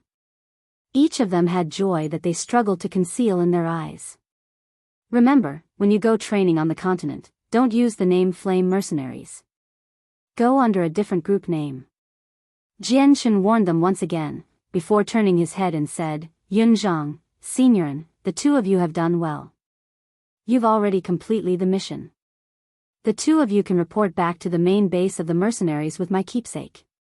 Jian Chen gave them a jade trinket. The trinket was a keepsake from the Qinhuang clan and was used for the purpose of identification, but Jian Chen no longer had any use for it. "Captain, just where is the main base?" Seniorin asked. Before the Flame Mercenaries had even rose up in power, Yunzheng and him were already sent into the depths of the mountain range, always protecting Jian Chen's trusted subordinates. They had never left. Jian Chen smiled mysteriously, "Just do some casual investigation when you get out. You'll know where it is." Jian Chen stayed for a day, and in that day, he passed on some knowledge about cultivation as well as his experience of breaking through to Earth Saint Master. At the same time, he left behind a great amount of Class 4 and Class 5 monster cores for everyone. He departed the morning of the next day, and began his journey to the Holy Empire. The Holy Empire was one of the strongest empires on the Tianyuan continent. The Tianyuan continent had a total of 7 capital cities, while the Holy Empire possessed 3 of them. It was greater than either of the other 2 empires. The history of the Holy Empire was ancient.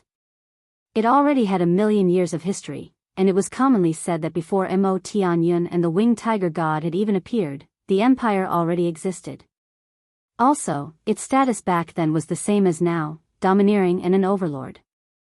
Even with so many years behind it, it remained as glorious as it was before.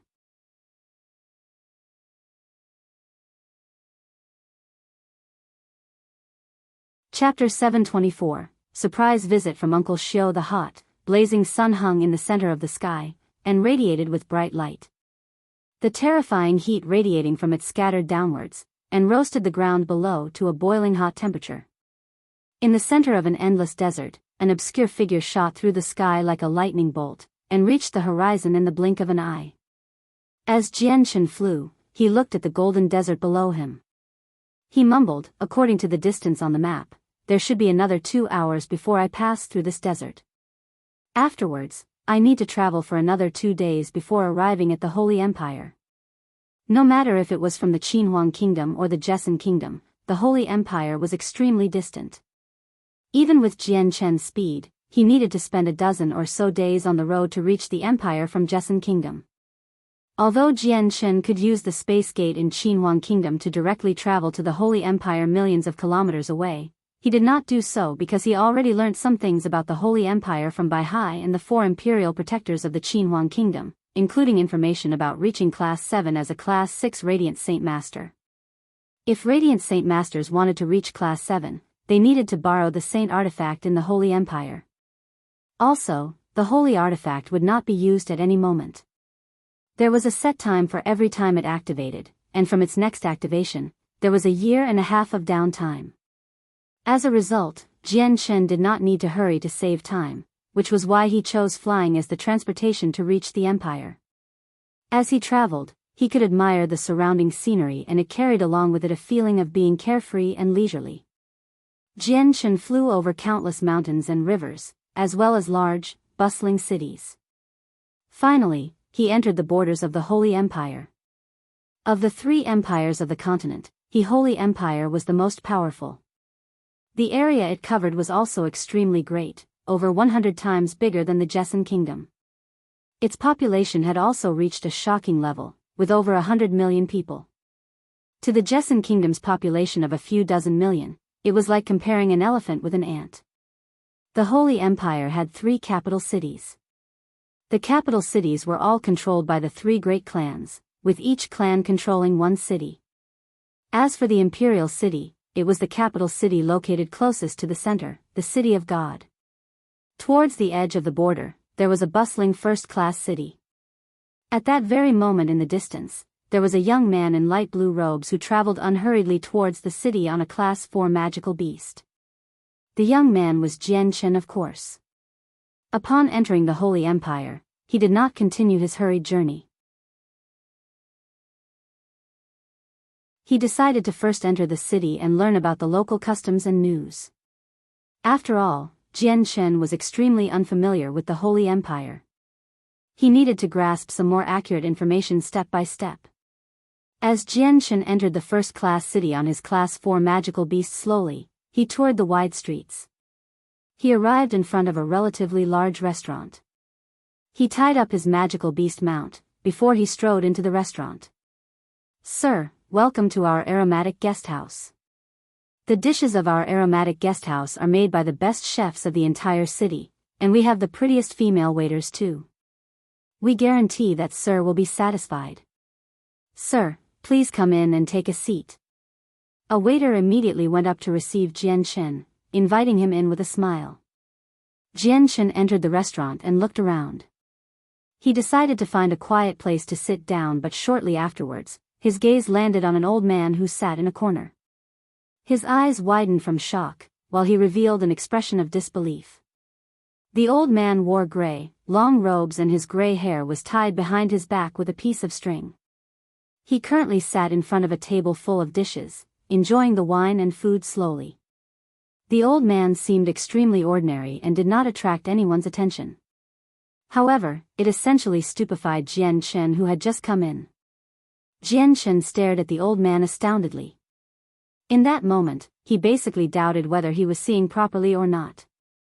Shortly afterwards, he used his hands to rub his eyes before looking again. The shock had completely flooded the depths of his mind. At that moment, the old man suddenly turned his head and looked at Jian Chen. With a calm expression and a profound gaze, he said simply, "Jian Chen, come sit." The gentle calling of Jian Chen instead caused him to freeze when he heard it.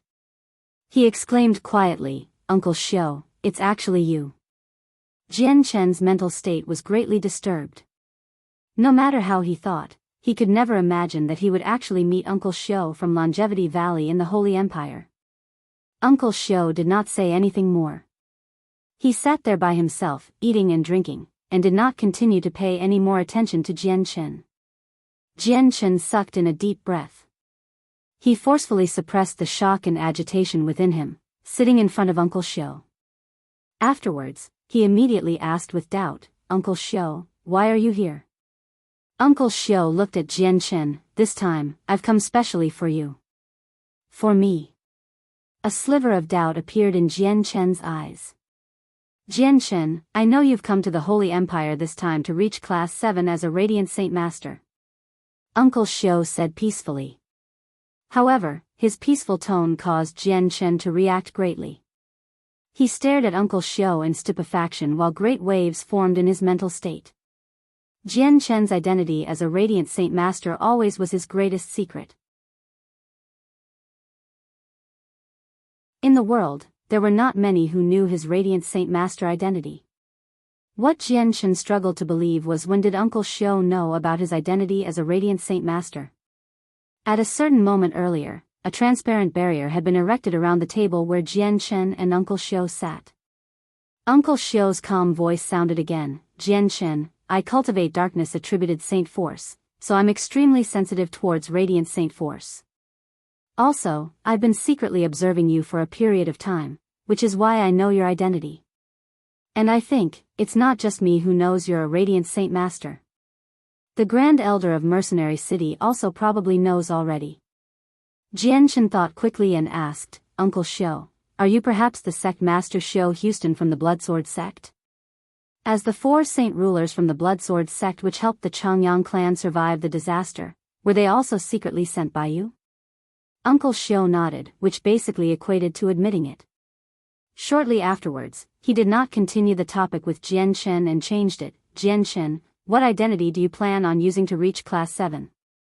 Jian Chen had already thought through the question long ago. He replied without any additional thought, "I heard that it's extremely hard to obtain a chance to reach Class 7.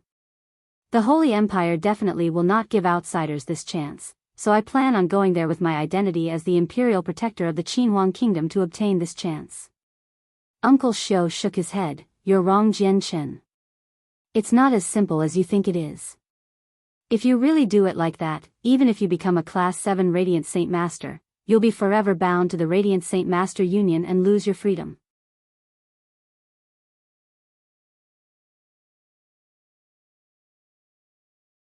Chapter 725. The City of God. Jian Chen was slightly shocked. He asked with a soft voice, "Uncle Xiu, perhaps there are some other secrets to it?" Uncle Xiu nodded. "Correct, it's just like you put it, there are indeed secrets that few people know about." He slowly finished off a cup of wine and said, "If you want a chance at breaking through to Class 7, you need to be a core member of the Radiant Saint Master Union or someone from the 3 great clans of the Empire. It's impossible for outsiders to obtain a chance.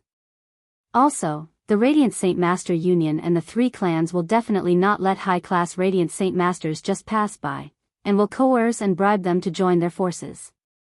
As a result, in the Holy Empire, or even the entire Tianyuan continent, basically all the Class 6 Radiant Saint Masters belong to the Union or the 3 clans. There are only a few people who can remain unbounded to the clans and Union, and they need at least an organization with the strength of an ancient clan backing them up to retain their freedom." Uncle Xiu looked at Jian Chen. "Jian Chen, you may be one of the imperial protectors of the Qinhuang kingdom, but that identity will not be able to protect you at all. This is because the Qinhuang kingdom is only a subsidiary country of one of the 3 clans. Once your identity is revealed, your movements will become greatly restricted. Also, in all of history, a Radiant Saint Master cannot be a fighter as well. Not only have you already become a Saint Ruler, you also possess the abilities of a Radiant Saint Master. Something this weird has never happened on the Tianyuan continent, not even in the ancient times. Once your secret about being both a fighter and a Radiant Saint Master is discovered by the Radiant Saint Master Union, it will definitely affect you. As for the outcome you have face, I have no idea, so it's best if you don't carelessly reveal that secret before you possess the strength to resist the Holy Empire. Jian Chen went silent. What Uncle Xiao had told him completely destroyed his plans. With that, not only did he have to keep his identity as an imperial protector hidden, he needed to conceal it as much as he could. Otherwise, once people knew that he was both a fighter and a Radiant Saint Master, it would definitely create trouble for him. Regarding the fact that he was a Radiant Saint Master, Jian Chen already knew that revealing it would cause some certain effects. Though, he was confident that with his strength as a Saint Ruler and the important status as an imperial protector, the small troubles caused would not be problematic. However, he never thought that the situation was much more severe than he had initially thought. It had completely exceeded his expectations. Uncle Xiao continued, other than that, there is another great secret to the Union. This secret directly affects all Class 7 Radiant Saint Master. My main reason for coming and finding you is because of this. Hearing that, Jian Chen suppressed the concern in his mind. He stared directly into Uncle Xiao's eyes, and waited for what he was going to say next. Uncle Xiao's expression became stern, which was rather rare. Jian Chen, if you didn't become a Class 6 Radiant Saint Master, joining the Union would inhibit you only slightly, but the inhibition is not that great. What really is important is that if you reach Class 7, all your actions will be restrained by the Union, and then forced into a secret research program. Not only will you lose your freedom, it'll even possibly threaten your life. Jian Chen's heart skipped a beat. He had never thought that the Radiant Saint Masters had such a dark side to it.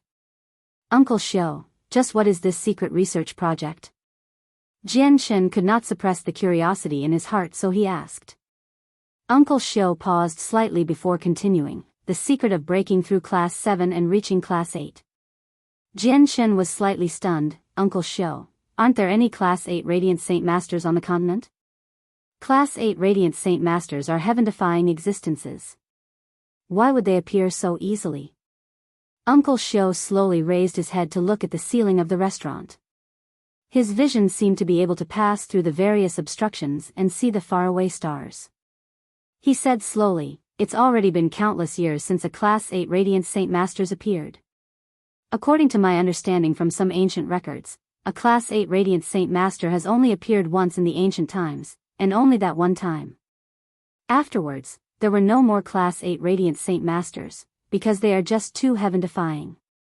Heaven-defying? Uncle Xiao, perhaps Class 8 Radiant Saint Masters have some great ability? Great curiosity bloomed in Jian Chen's heart.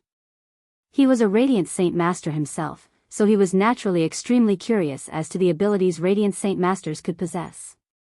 Class 8 Radiant Saint Masters indeed possess a heaven-defying ability. This ability is so great that it can even be terrifying. They can awaken the residue soul within ruler armaments and revive Saint Rulers from the ruler armament they left behind when they passed away. Jian Chen's body jerked involuntarily. He stared at Uncle Xiao in disbelief, and great waves of shock had begun surging in his heart. Undash. Uncle Xiao, is this true? Can they really use ruler armaments to revive their owners? Jian Chen asked with a trembling voice. As for whether it's true or not, I do not know. It's only some ancient rumors that I read from some records, though this isn't any secret to the large clans on the Tianyuan continent. Basically every ancient clan knows about this, and even some Hermit clans know about it too. Uncle Xiao said. Jian Chen's heartbeat began to speed up. Before, he had learnt this from Dugu Feng and Huang Wan during the gathering of mercenaries, but he only thought it was a fake rumor at that time. he did not take it seriously. However, now that he had personally heard the same information from Uncle Xiao, he could not help but believe it. Even though everything seemed false and caused Jian Chen to be flooded with disbelief, yearning also appeared in Jian Chen's heart, a yearning for becoming a Class 8 Radiant Saint Master. Class 8 Radiant Saint Masters are actually so heaven-defying. I wonder if I can reach such a level in my lifetime. Jian Chen thought to himself.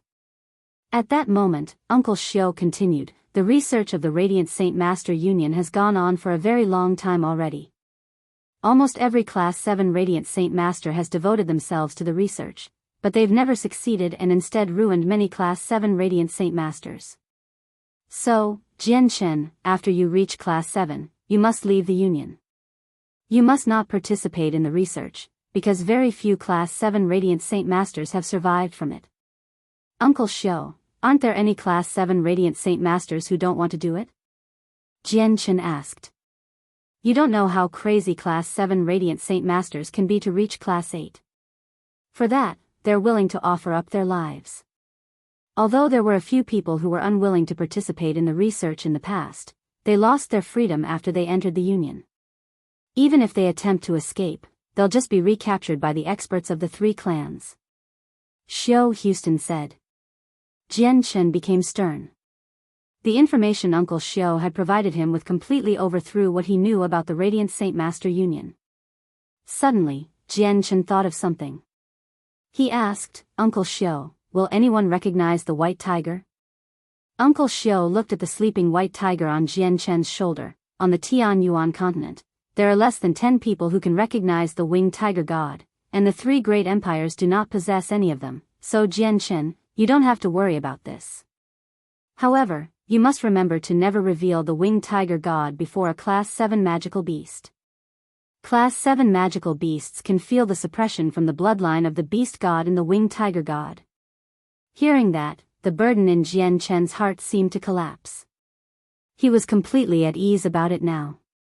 Jian Chen, I've told you what I need to tell you. I believe you will make smart decisions. Go.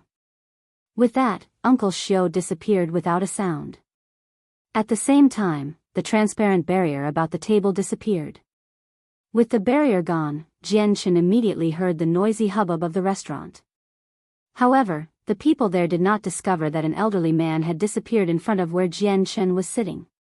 In fact, they did not even seem to pay any attention to them when they were sitting together, as if they were just empty space.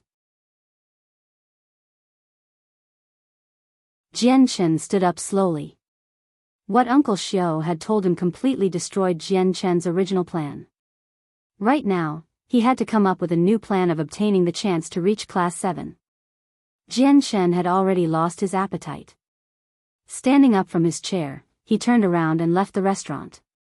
Riding his Class 4 magical beast mount, he departed from the place. After Jian Chen left, a person walked past where Jian Chen and Uncle Xiao were sitting in the restaurant. Seeing the table full of delicacies, the person could not help but reveal an expression of doubt. He thought hard, then his expression changed greatly. He cried aloud, I remember, it's that old man. Where'd that old man go? That bastard, he didn't pay. The person immediately ran outside and looked around in the bustling street. He could not help but sigh at the sky as he mumbled, God damn it, there goes my pay for this month. Jian Chen found an inn in the first-class city and replanned what he was going to do after today. 3 days later, Jian Chen departed from the city, and flew towards one of the 3 capitals of the Holy Empire, the City of God. This was because the Radiant Saint Master Union was there. 2 days later, on a path leading into the City of God, a luxurious carriage rolled quickly over the path. It created a great cloud of dust, and in around the carriage, there were around 50 mercenaries acting as escorts. Esteemed Radiant Saint Master, we only have 30 more kilometers before we arrive at one of the 3 capitals, the City of God. At this moment, the horse driver suddenly poked his head into the carriage and informed. The tightly shut door of the carriage was suddenly opened, which revealed a youth who seemed to be in his 20s, wearing a long, white and luxurious robe. The youth had an extremely handsome expression, and his plain and expressionless gaze seemed to carry an unique charm, as if it was as profound as the vast starry sky. The youth stared at the great city walls that could be vaguely seen in the distance and revealed a queer light in his eyes. At this moment, the soft cry of a beast sounded in the carriage. It was a snow-white, cat-sized tiger cub that lay on the youth's head, and stood up to look at the faraway walls. Great curiosity could be seen in its bright eyes. You're tuning into the Biyao's Wuxia Chronicles YouTube channel. Don't forget to subscribe and join us on this journey to catch the most captivating stories.